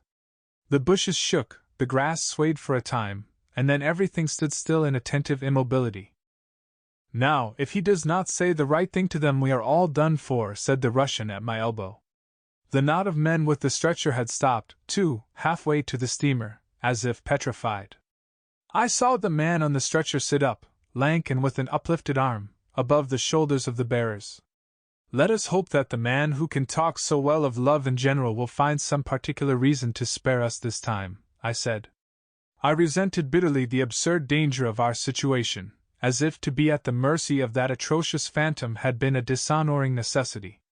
I could not hear a sound, but through my glasses I saw the thin arm extended commandingly, the lower jaw moving, the eyes of that apparition shining darkly far in its bony head that nodded with grotesque jerks. Kurtz, that means short in German, don't it? Well, the name was as true as everything else in his life and death. He looked at least 7 feet long. His covering had fallen off, and his body emerged from it pitiful and appalling as from a winding sheet. I could see the cage of his ribs all astir, the bones of his arm waving. It was as though an animated image of death carved out of old ivory had been shaking its hand with menaces at a motionless crowd of men made of dark and glittering bronze. I saw him open his mouth wide. It gave him a weirdly voracious aspect, as though he had wanted to swallow all the air, all the earth, all the men before him. A deep voice reached me faintly. He must have been shouting. He fell back suddenly. The stretcher shook as the bearers staggered forward again, and almost at the same time I noticed that the crowd of savages was vanishing without any perceptible movement of retreat, as if the forest that had ejected these beings so suddenly had drawn them in again as the breath is drawn in a long aspiration. Some of the pilgrims behind the stretcher carried his arms 2 shotguns, a heavy rifle, and a light revolver carbine, the thunderbolts of that pitiful Jupiter. The manager bent over him murmuring as he walked beside his head. They laid him down in one of the little cabins, just a room for a bed place and a camp stool or 2, you know. We had brought his belated correspondence, and a lot of torn envelopes and open letters littered his bed. His hand roamed feebly amongst these papers. I was struck by the fire of his eyes and the composed languor of his expression. It was not so much the exhaustion of disease. He did not seem in pain. This shadow looked satiated and calm, as though for the moment it had had its fill of all the emotions. He rustled one of the letters, and looking straight in my face said, "I am glad. Somebody had been writing to him about me." These special recommendations were turning up again. The volume of tone he emitted without effort, almost without the trouble of moving his lips, amazed me. A voice. A voice. It was grave, profound, vibrating, while the man did not seem capable of a whisper. However, he had enough strength in him, factitious no doubt, to very nearly make an end of us, as you shall hear directly. The manager appeared silently in the doorway. I stepped out at once, and he drew the curtain after me. The Russian, eyed curiously by the pilgrims, was staring at the shore. I followed the direction of his glance. Dark human shapes could be made out in the distance, flitting indistinctly against the gloomy border of the forest, and near the river 2 bronze figures, leaning on tall spears, stood in the sunlight under fantastic head-dresses of spotted skins, warlike and still in statuesque repose. And from right to left along the lighted shore moved a wild and gorgeous apparition of a woman. She walked with measured steps, draped in striped and fringed cloths, treading the earth proudly, with a slight jingle and flash of barbarous ornaments. She carried her head high. Her hair was done in the shape of a helmet. She had brass leggings to the knee, brass wire gauntlets to the elbow, a crimson spot on her tawny cheek, innumerable necklaces of glass beads on her neck.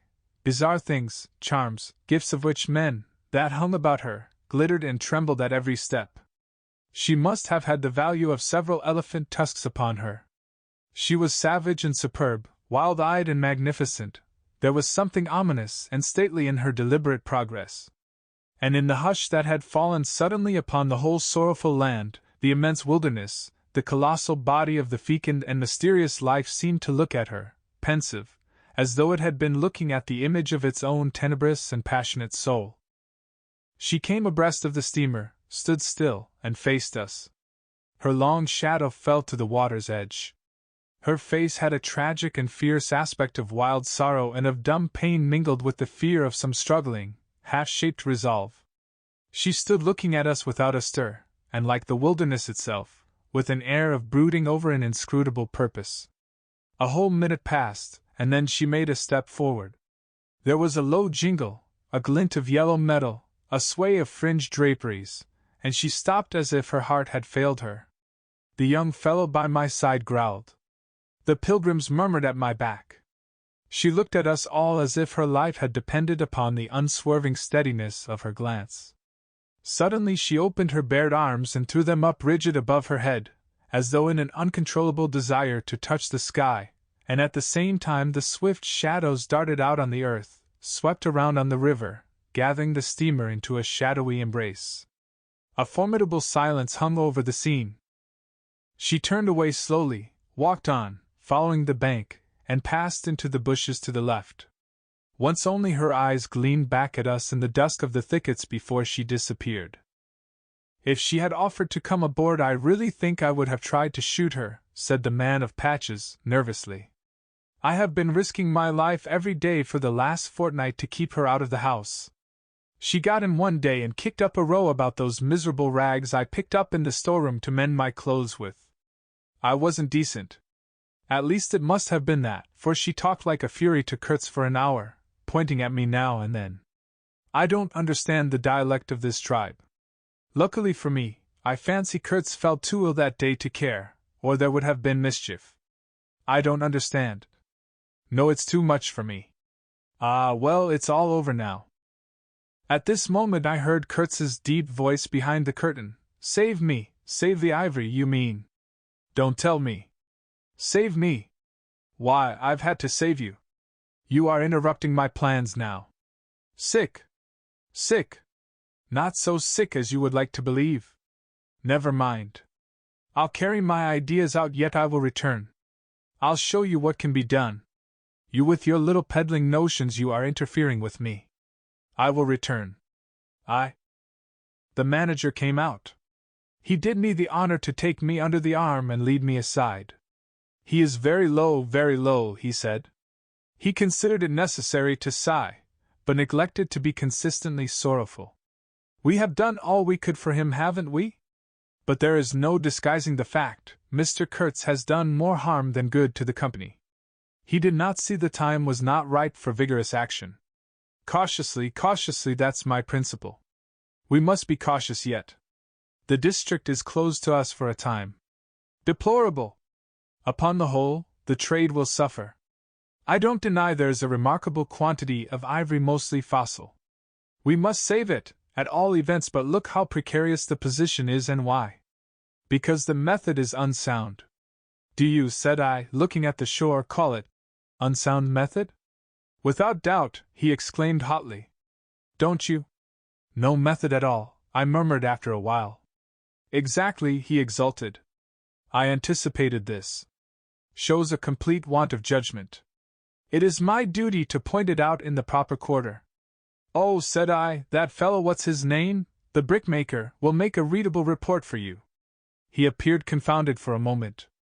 It seemed to me I had never breathed an atmosphere so vile, and I turned mentally to Kurtz for relief, positively for relief. Nevertheless, I think Mr. Kurtz is a remarkable man, I said with emphasis. He started, dropped on me a heavy glance, said very quietly he was, and turned his back on me. My hour of favor was over. I found myself lumped along with Kurtz as a partisan of methods for which the time was not ripe. I was unsound. But it was something to have at least the choice of nightmares. I had turned to the wilderness really, not to Mr. Kurtz, who, I was ready to admit, was as good as buried. And for a moment it seemed to me as if I also were buried in a vast grave full of unspeakable secrets. I felt an intolerable weight oppressing my breast, the smell of the damp earth, the unseen presence of victorious corruption, the darkness of an impenetrable night. The Russian tapped me on the shoulder. I heard him mumbling and stammering something about Brother Seaman couldn't conceal knowledge of matters that would affect Mr. Kurtz's reputation. I waited. For him, evidently Mr. Kurtz was not in his grave. I suspect that for him Mr. Kurtz was one of the immortals. Well, said I at last, speak out. As it happens, I am Mr. Kurtz's friend in a way. He stated with a good deal of formality that had we not been of the same profession, he would have kept the matter to himself without regard to consequences. He suspected there was an active ill will towards him on the part of these white men. That you are right, I said, remembering a certain conversation I had overheard. The manager thinks you ought to be hanged. He showed a concern at this intelligence which amused me at first. I had better get out of the way quietly, he said earnestly. I can do no more for Kurtz now, and they would soon find some excuse. What's to stop them? There's a military post 300 miles from here. Well, upon my word, said I, perhaps you had better go if you have any friends amongst the savages nearby. Plenty, he said. They are simple people and I want nothing, you know. He stood biting his lip then. I don't want any harm to happen to these whites here, but of course I was thinking of Mr. Kurtz's reputation. But you are a brother seaman and all right, said I, after a time. Mr. Kurtz's reputation is safe with me. I did not know how truly I spoke. He informed me, lowering his voice, that it was Kurtz who had ordered the attack to be made on the steamer. He hated sometimes the idea of being taken away and then again. But I don't understand these matters. I am a simple man. He thought it would scare you away, that you would give it up, thinking him dead. I could not stop him. Oh, I had an awful time of it this last month. Very well, I said. He is all right now. Yes, he muttered, not very convinced apparently. Thanks, said I. I shall keep my eyes open. But quiet, he urged anxiously. It would be awful for his reputation if anybody here. I promised a complete discretion with great gravity. I have a canoe and 3 black fellows waiting not very far. I am off. Could you give me a few Martini Henry cartridges? I could, and did, with proper secrecy. He helped himself, with a wink at me, to a handful of my tobacco. Between sailors you know good English tobacco. At the door of the pilot house he turned round. I say, haven't you a pair of shoes you could spare? He raised one leg. Look.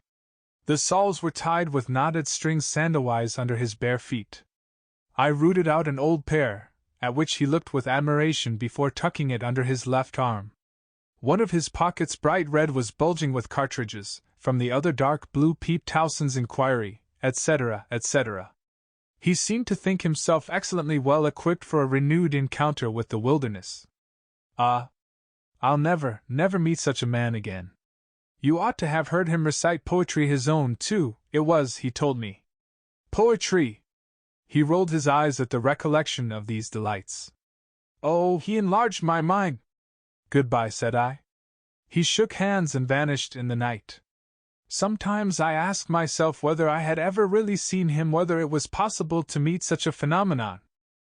When I woke up shortly after midnight, his warning came to my mind with its hint of danger that seemed, in the starred darkness, real enough to make me get up for the purpose of having a look round. On the hill a big fire burned, illuminating fitfully a crooked corner of the station house. One of the agents, with a picket of a few of our blacks, armed for the purpose, was keeping guard over the ivory. But deep within the forest, red gleams that wavered, that seemed to sink and rise from the ground amongst confused columnar shapes of intense blackness, showed the exact position of the camp where Mr. Kurtz's adorers were keeping their uneasy vigil. The monotonous beating of a big drum filled the air with muffled shocks and a lingering vibration.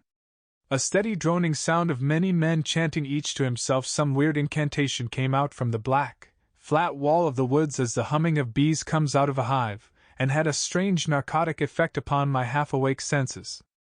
I believe I dozed off leaning over the rail, till an abrupt burst of yells, an overwhelming outbreak of a pent-up and mysterious frenzy, woke me up in a bewildered wonder. It was cut short all at once, and the low droning went on with an effect of audible and soothing silence.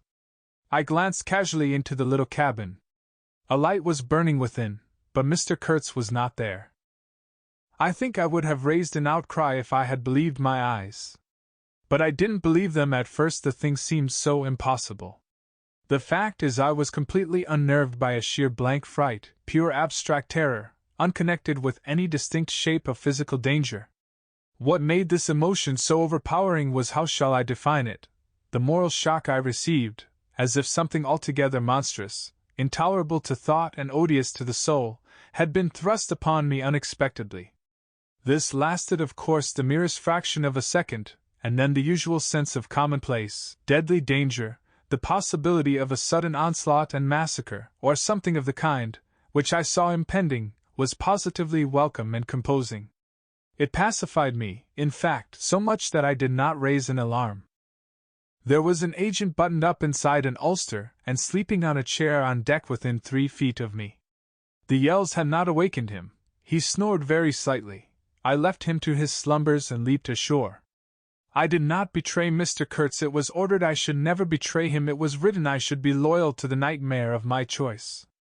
I was anxious to deal with this shadow by myself alone, and to this day I don't know why I was so jealous of sharing with anyone the peculiar blackness of that experience.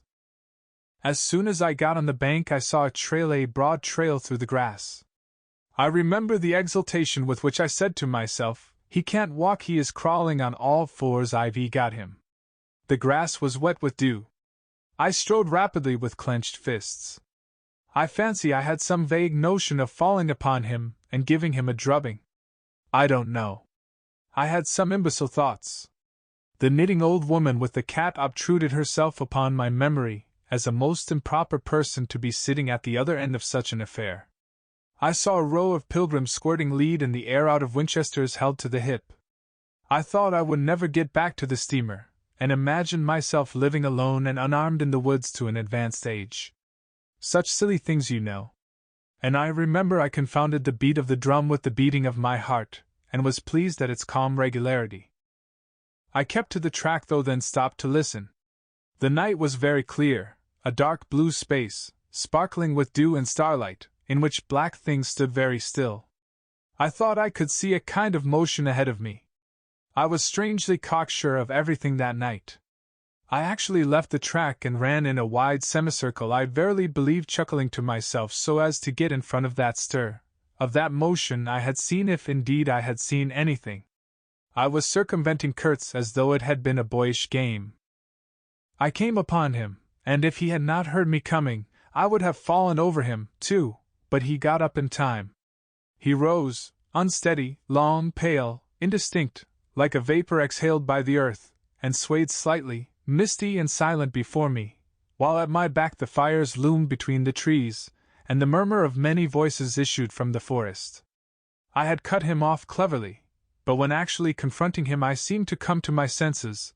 I saw the danger in its right proportion. It was by no means over yet. Suppose he began to shout? Though he could hardly stand, there was still plenty of vigor in his voice. "Go away, hide yourself," he said, in that profound tone. It was very awful. I glanced back. We were within 30 yards from the nearest fire. A black figure stood up, strode on long black legs, waving long black arms, across the glow. It had horns, antelope horns, I think, on its head. Some sorcerer, some witch man, no doubt. It looked fiend-like enough. Do you know what you are doing? I whispered. Perfectly, he answered, raising his voice for that single word. It sounded to me far off and yet loud, like a hail through a speaking trumpet. If he makes a row we are lost, I thought to myself. This clearly was not a case for fisticuffs, even apart from the very natural aversion I had to beat that shadow, this wandering and tormented thing. You will be lost, I said, utterly lost. One gets sometimes such a flash of inspiration, you know. I did say the right thing, though indeed he could not have been more irretrievably lost than he was at this very moment, when the foundations of our intimacy were being laid to endure even to the end, even beyond. I had immense plans, he muttered irresolutely. Yes, said I, but if you tried to shout I'll smash your head with dash there was not a stick or a stone near.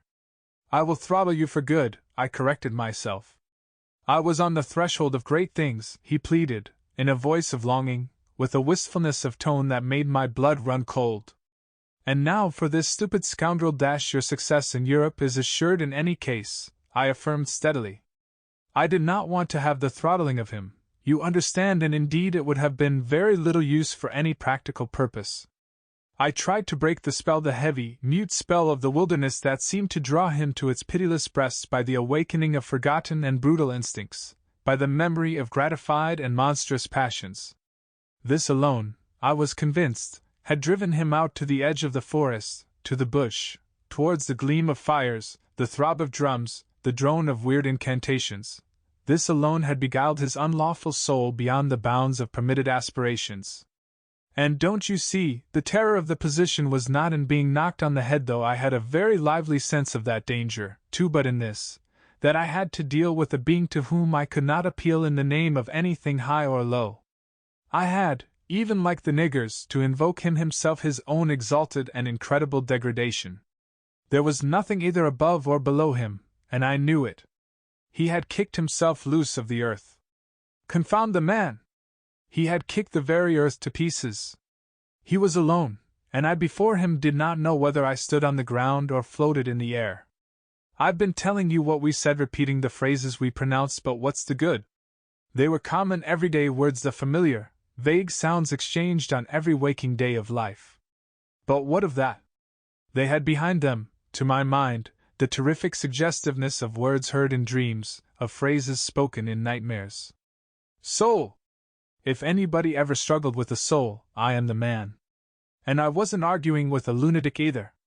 Believe me or not, his intelligence was perfectly clear, concentrated, it is true, upon himself with horrible intensity, yet clear, and therein was my only chance, barring, of course, the killing him there and then, which wasn't so good, on account of unavoidable noise. But his soul was mad. Being alone in the wilderness, it had looked within itself, and, by heavens! I tell you, it had gone mad. I had for my sins, I suppose, to go through the ordeal of looking into it myself. No eloquence could have been so withering to one's belief in mankind as his final burst of sincerity. He struggled with himself, too. I saw it, I heard it.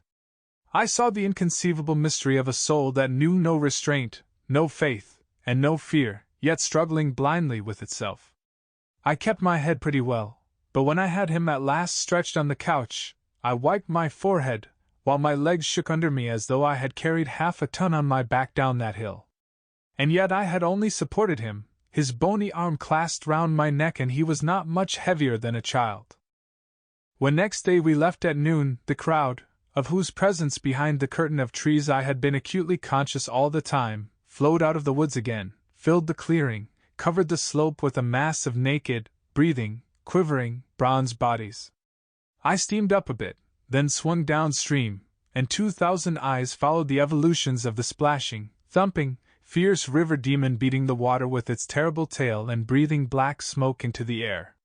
In front of the first rank, along the river, 3 men, plastered with bright red earth from head to foot, strutted to and fro restlessly. When we came abreast again, they faced the river, stamped their feet, nodded their horned heads, swayed their scarlet bodies. They shook towards the fierce river demon a bunch of black feathers, a mangy skin with a pendant tail, something that looked a dried gourd, they shouted periodically together strings of amazing words that resembled no sounds of human language, and the deep murmurs of the crowd, interrupted suddenly, were like the responses of some satanic litany. We had carried Kurtz into the pilot house. There was more air there. Lying on the couch, he stared through the open shutter. There was an eddy in the mass of human bodies, and the woman with helmeted head and tawny cheeks rushed out to the very brink of the stream. She put out her hands, shouted something, and all that wild mob took up the shout in a roaring chorus of articulated, rapid, breathless utterance. "Do you understand this?" I asked. He kept on looking out past me with fiery, longing eyes, with a mingled expression of wistfulness and hate.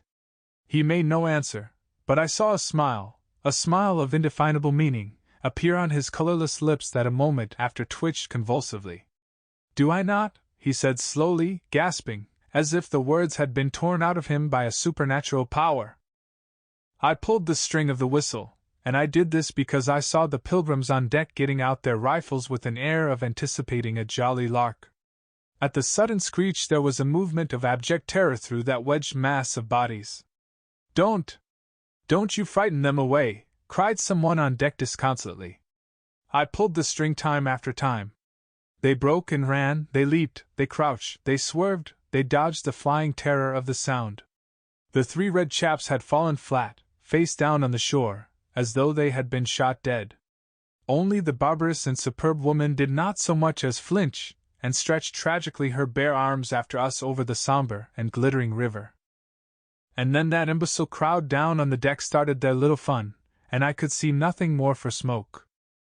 The brown current ran swiftly out of the heart of darkness, bearing us down towards the sea with twice the speed of our upward progress, and Kurtz's life was running swiftly, too, ebbing out of his heart into the sea of inexorable time. The manager was very placid, he had no vital anxieties now, he took us both in with a comprehensive and satisfied glance. The affair had come off as well as could be wished. I saw the time approaching when I would be left alone of the party of unsound method. The pilgrims looked upon me with disfavor. I was, so to speak, numbered with the dead.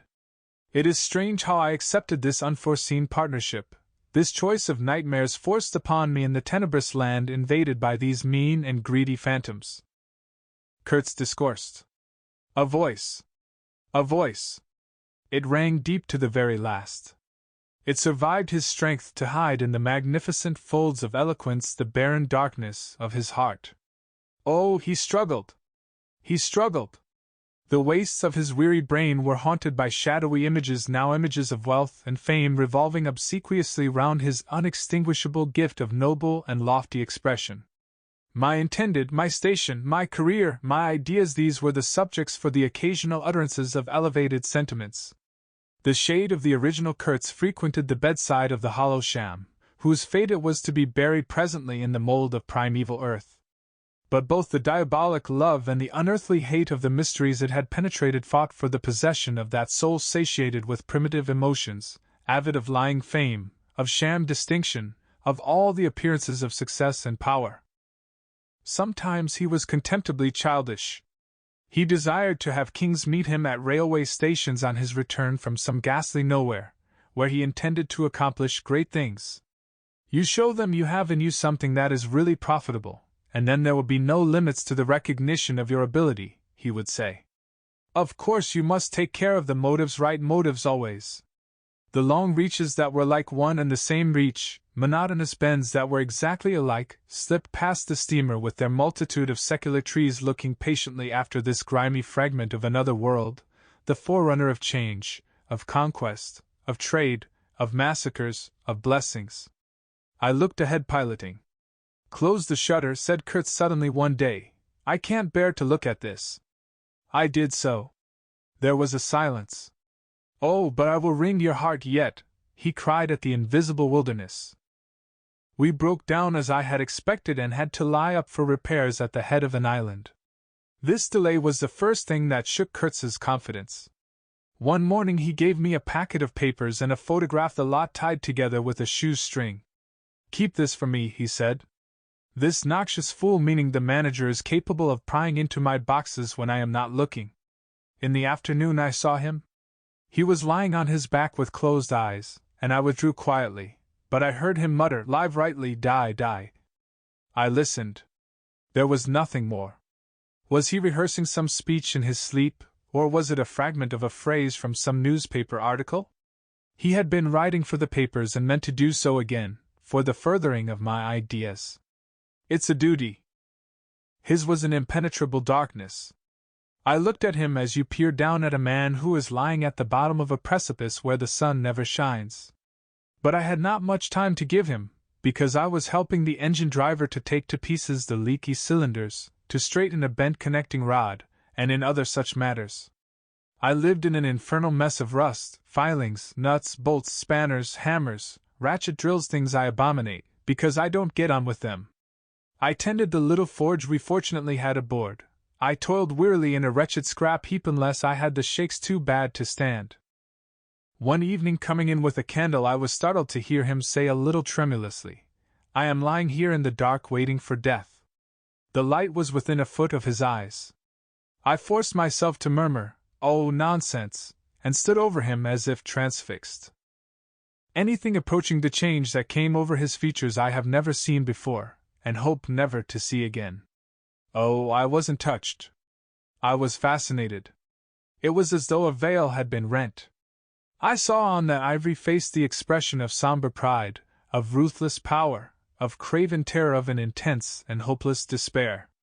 Did he live his life again in every detail of desire, temptation, and surrender during that supreme moment of complete knowledge?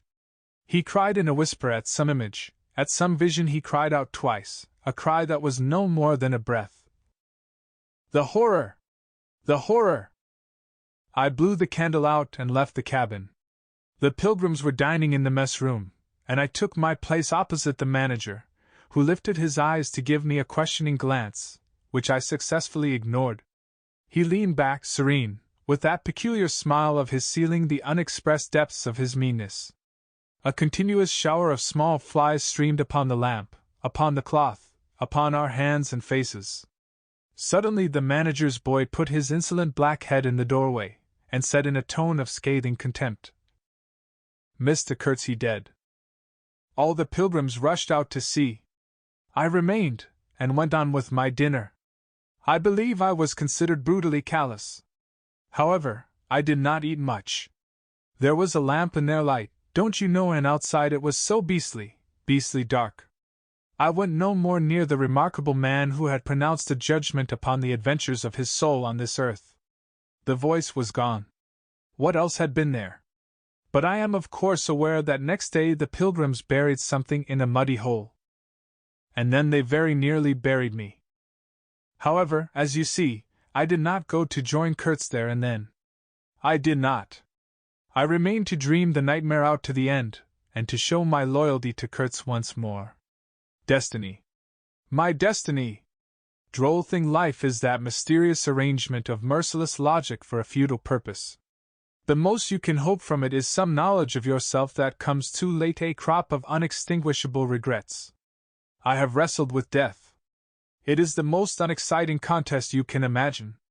It takes place in an impalpable grayness, with nothing underfoot, with nothing around, without spectators, without clamor, without glory, without the great desire of victory, without the great fear of defeat, in a sickly atmosphere of tepid skepticism, without much belief in your own right, and still less in that of your adversary. If such is the form of ultimate wisdom, then life is a greater riddle than some of us think it to be. I was within a hair's breadth of the last opportunity for pronouncement, and I found with humiliation that probably I would have nothing to say. This is the reason why I affirmed that Kurtz was a remarkable man. He had something to say. He said it. Since I had peeped over the edge myself, I understand better the meaning of his stare, that could not see the flame of the candle, but was wide enough to embrace the whole universe, piercing enough to penetrate all the hearts that beat in the darkness. He had summed up, he had judged. The horror! He was a remarkable man. After all, this was the expression of some sort of belief. It had candor, it had conviction, it had a vibrating note of revolt in its whisper, it had the appalling face of a glimpsed truth, the strange commingling of desire and hate. And it is not my own extremity I remember best, a vision of greyness without form filled with physical pain, and a careless contempt for the evanescence of all things, even of this pain itself. No! It is his extremity that I seem to have lived through. True, he had made that last stride, he had stepped over the edge, while I had been permitted to draw back my hesitating foot. And perhaps in this is the whole difference, perhaps all the wisdom, and all truth, and all sincerity, are just compressed into that inappreciable moment of time in which we step over the threshold of the invisible. Perhaps. I like to think my summing up would not have been a word of careless contempt. Better his cry, much better. It was an affirmation, a moral victory paid for by innumerable defeats, by abominable terrors, by abominable satisfactions. But it was a victory. That is why I have remained loyal to Kurtz to the last, and even beyond, when a long time after I heard once more, not his own voice, but the echo of his magnificent eloquence thrown to me from a soul as translucently pure as a cliff of crystal. No, they did not bury me, though there is a period of time which I remember mistily, with a shuddering wonder, like a passage through some inconceivable world that had no hope in it, and no desire. I found myself back in the sepulchral city, resenting the sight of people hurrying through the streets to filch a little money from each other, to devour their infamous cookery, to gulp their unwholesome beer, to dream their insignificant and silly dreams. They trespassed upon my thoughts. They were intruders whose knowledge of life was to me an irritating pretense, because I felt so sure they could not possibly know the things I knew. Their bearing, which was simply the bearing of commonplace individuals going about their business in the assurance of perfect safety, was offensive to me like the outrageous flauntings of folly in the face of a danger it is unable to comprehend. I had no particular desire to enlighten them, but I had some difficulty in restraining myself from laughing in their faces so full of stupid importance. I dare say I was not very well at that time. I tottered about the streets. There were various affairs to settle, grinning bitterly at perfectly respectable persons. I admit my behavior was inexcusable, but then my temperature was seldom normal in these days. My dear aunt's endeavors to nurse up my strength seemed altogether beside the mark. It was not my strength that wanted nursing, it was my imagination that wanted soothing. I kept the bundle of papers given me by Kurtz, not knowing exactly what to do with it. His mother had died lately, watched over, as I was told, by his intended. A clean-shaved man, with an official manner and wearing gold-rimmed spectacles, called on me one day and made inquiries, at first circuitous, afterwards suavely pressing, about what he was pleased to denominate certain documents. I was not surprised, because I had had 2 rows with the manager on the subject out there. I had refused to give up the smallest scrap out of that package, and I took the same attitude with the spectacled man. He became darkly menacing at last, and with much heat argued that the company had the right to every bit of information about its territories. And said he, Mr. Kurtz's knowledge of unexplored regions must have been necessarily extensive and peculiar owing to his great abilities and to the deplorable circumstances in which he had been placed. Therefore, I assured him Mr. Kurtz's knowledge, however extensive, did not bear upon the problems of commerce or administration. He invoked then the name of science. It would be an incalculable loss if, etc., etc. I offered him the report on the suppression of savage customs, with the postscriptum torn off. He took it up eagerly, but ended by sniffing at it with an air of contempt. This is not what we had a right to expect, he remarked. Expect nothing else, I said. There are only private letters. He withdrew upon some threat of legal proceedings, and I saw him no more. But another fellow, calling himself Kurtz's cousin, appeared 2 days later, and was anxious to hear all the details about his dear relative's last moments. Incidentally, he gave me to understand that Kurtz had been essentially a great musician. There was the making of an immense success, said the man, who was an organist, I believe, with lank grey hair flowing over a greasy coat collar. I had no reason to doubt his statement, and to this day I am unable to say what was Kurtz's profession, whether he ever had any, which was the greatest of his talents. I had taken him for a painter who wrote for the papers, or else for a journalist who could paint, but even the cousin who took snuff during the interview could not tell me what he had been exactly.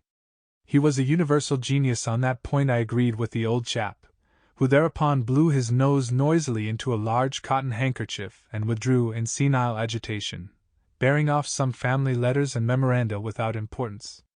Ultimately, a journalist anxious to know something of the fate of his dear colleague turned up. This visitor informed me Kurtz's proper sphere ought to have been politics on the popular side. He had furry straight eyebrows, bristly hair cropped short, an eyeglass on a broad ribbon, and, becoming expansive, confessed his opinion that Kurtz really couldn't write a bit, but heavens! How that man could talk! He electrified large meetings. He had faith, don't you see? He had the faith. He could get himself to believe anything. He would have been a splendid leader of an extreme party. What party? I asked. Any party, answered the other. He was an extremist. Did I not think so? I assented. Did I know, he asked, with a sudden flash of curiosity, what it was that had induced him to go out there? Yes, said I, and forthwith handed him the famous report for publication, if he thought fit. He glanced through it hurriedly, mumbling all the time, judged it would do, and took himself off with this plunder. Thus I was left at last with a slim packet of letters and the girl's portrait. She struck me as beautiful, she had a beautiful expression. I know that the sunlight can be made to lie too, yet one felt that no manipulation of light and pose could have conveyed the delicate shade of truthfulness upon those features. She seemed ready to listen without mental reservation, without suspicion, without a thought for herself. I concluded I would go and give her back her portrait, and those letters myself. Curiosity? Yes, and also some other feeling perhaps. All that had been Kurtz's had passed out of my hands, his soul, his body, his station, his plans, his ivory, his career. There remained only his memory and his intended, and I wanted to give that up too, to the past, in a way to surrender personally all that remained of him with me to that oblivion which is the last word of our common fate. I don't defend myself. I had no clear perception of what it was I really wanted. Perhaps it was an impulse of unconscious loyalty, or the fulfillment of one of those ironic necessities that lurk in the facts of human existence. I don't know. I can't tell. But I went. I thought his memory was like the other memories of the dead that accumulate in every man's life, a vague impress on the brain of shadows that had fallen on it in their swift and final passage. But before the high and ponderous door, between the tall houses of a street as still and decorous as a well-kept alley in a cemetery, I had a vision of him on the stretcher, opening his mouth voraciously, as if to devour all the earth with all its mankind. He lived then before me.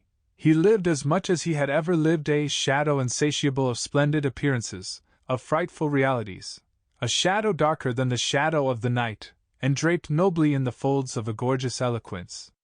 The vision seemed to enter the house with me, the stretcher, the phantom bearers, the wild crowd of obedient worshippers, the gloom of the forests, the glitter of the reach between the murky bends, the beat of the drum, regular and muffled like the beating of a heart, the heart of a conquering darkness.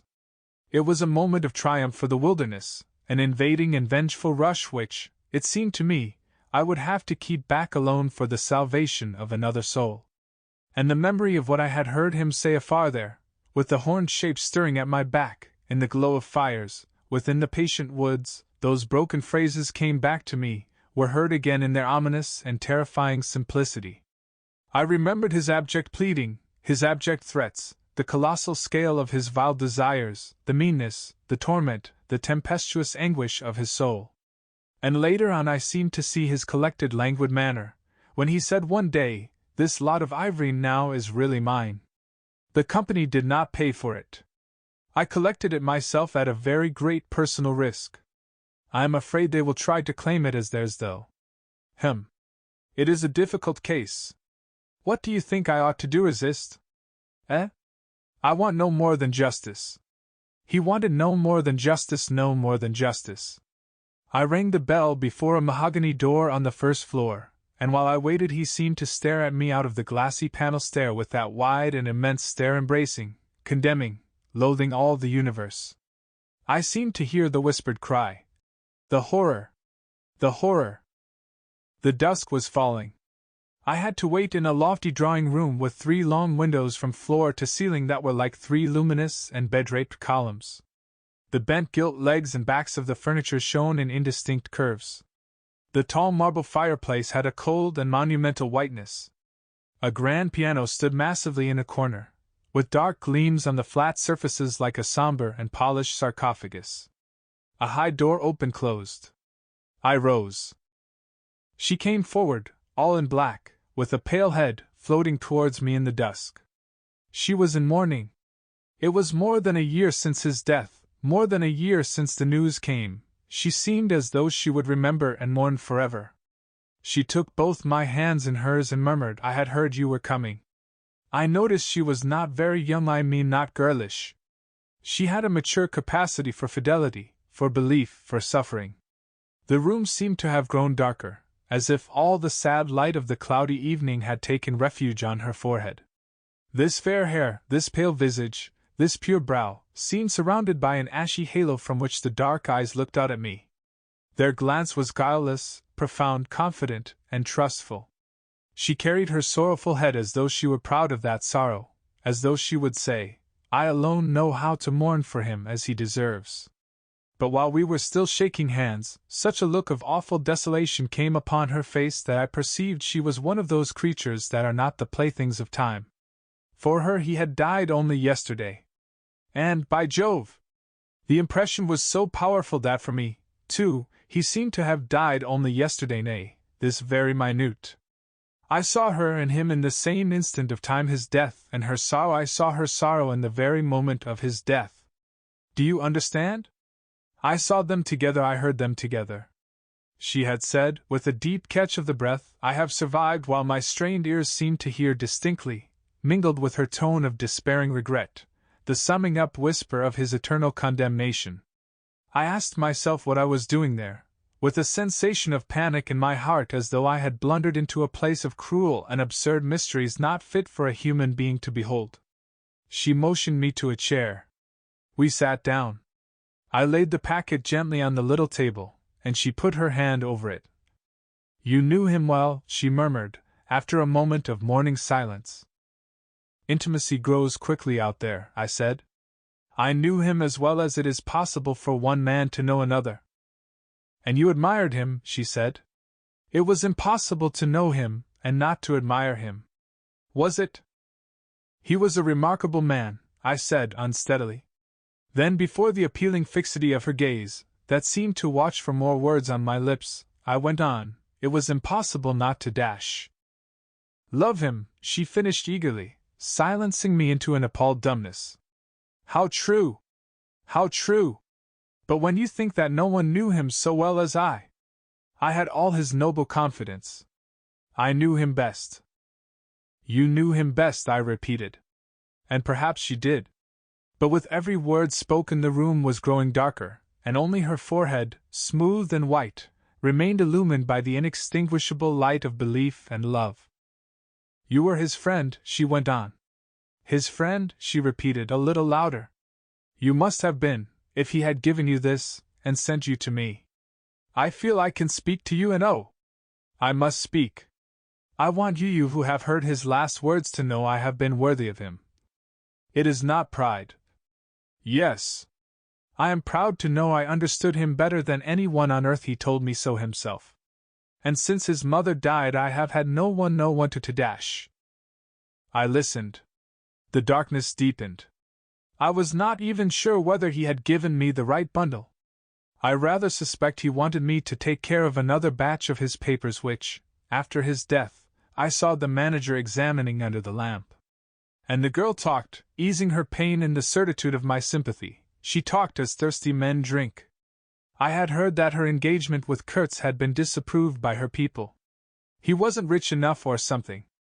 And indeed I don't know whether he had not been a pauper all his life. He had given me some reason to infer that it was his impatience of comparative poverty that drove him out there. Who was not his friend who had heard him speak once, she was saying. He drew men towards him by what was best in them. She looked at me with intensity. "It is the gift of the great," she went on, and the sound of her low voice seemed to have the accompaniment of all the other sounds, full of mystery, desolation, and sorrow. I had ever heard the ripple of the river, the soughing of the trees swayed by the wind, the murmurs of the crowds, the faint ring of incomprehensible words cried from afar, the whisper of a voice speaking from beyond the threshold of an eternal darkness. "But you have heard him. You know," she cried. "Yes, I know," I said with something like despair in my heart, but bowing my head before the faith that was in her, before that great and saving illusion that shone with an unearthly glow in the darkness, in the triumphant darkness from which I could not have defended her, from which I could not even defend myself. "What a loss to me, to us!" She corrected herself with beautiful generosity, then added in a murmur, "to the world." By the last gleams of twilight I could see the glitter of her eyes, full of tears that would not fall. "I have been very happy, very fortunate, very proud," she went on. "Too fortunate. Too happy for a little while. And now I am unhappy for life." She stood up. Her fair hair seemed to catch all the remaining light in a glimmer of gold. I rose too. "And of all this," she went on mournfully, "of all his promise, and of all his greatness, of his generous mind, of his noble heart, nothing remains, nothing but a memory. You and I dash." "We shall always remember him," I said hastily. "No," she cried. "It is impossible that all this should be lost, that such a life should be sacrificed to leave nothing but sorrow. You know what vast plans he had. I knew of them, too. I could not perhaps understand, but others knew of them. Something must remain. His words, at least, have not died." "His words will remain," I said. "And his example," she whispered to herself. "Men looked up to him, his goodness shone in every act. His example dash." "True," I said, "his example too." "Yes, his example. I forgot that. But I do not.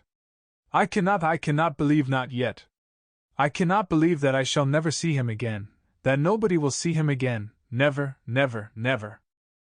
She put out her arms as if after a retreating figure, stretching them back and with clasped pale hands across the fading and narrow sheen of the window. "Never see him! I saw him clearly enough then.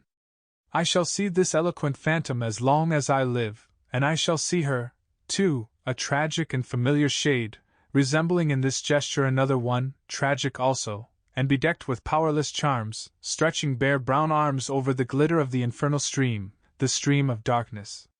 She said suddenly, very low, "He died as he lived."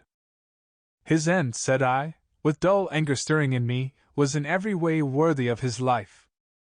"And I was not with him," she murmured. My anger subsided before a feeling of infinite pity. "Everything that could be done," I mumbled.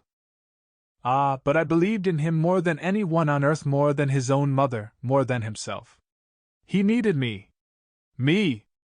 I would have treasured every sigh, every word, every sign, every glance." I felt like a chill grip on my chest. "Don't," I said in a muffled voice. "Forgive me. I have mourned so long in silence, in silence." "You were with him to the last?" "I think of his loneliness. Nobody near to understand him as I would have understood. Perhaps no one to hear." "To the very end," I said shakily. "I heard his very last words." I stopped in affright. "Repeat them," she murmured in a heart-broken tone. I want something to live with." I was on the point of crying at her, "Don't you hear them?" The dusk was repeating them in a persistent whisper all around us, in a whisper that seemed to swell menacingly like the first whisper of a rising wind. "The horror! The horror!" "His last word to live with," she insisted. "Don't you understand? I loved him, I loved him, I loved him." I pulled myself together and spoke slowly. "The last word he pronounced was your name." I heard a light sigh, and then my heart stood still, stopped dead short by an exulting and terrible cry, by the cry of inconceivable triumph and of unspeakable pain. I knew it, I was sure. She knew. She was sure. I heard her weeping. She had hidden her face in her hands. It seemed to me that the house would collapse before I could escape, that the heavens would fall upon my head. But nothing happened. The heavens do not fall for such a trifle. Would they have fallen, I wonder, if I had rendered Kurtz that justice which was his due? Hadn't he said he wanted only justice? But I couldn't. I could not tell her. It would have been too dark altogether. Marlow ceased, and sat apart, indistinct and silent, in the pose of a meditating Buddha. Nobody moved for a time. "We have lost the first of the ebb," said the director suddenly. I raised my head. The offing was barred by a black bank of clouds, and the tranquil waterway leading to the uttermost ends of the earth flowed somber under an overcast sky seemed to lead into the heart of an immense darkness.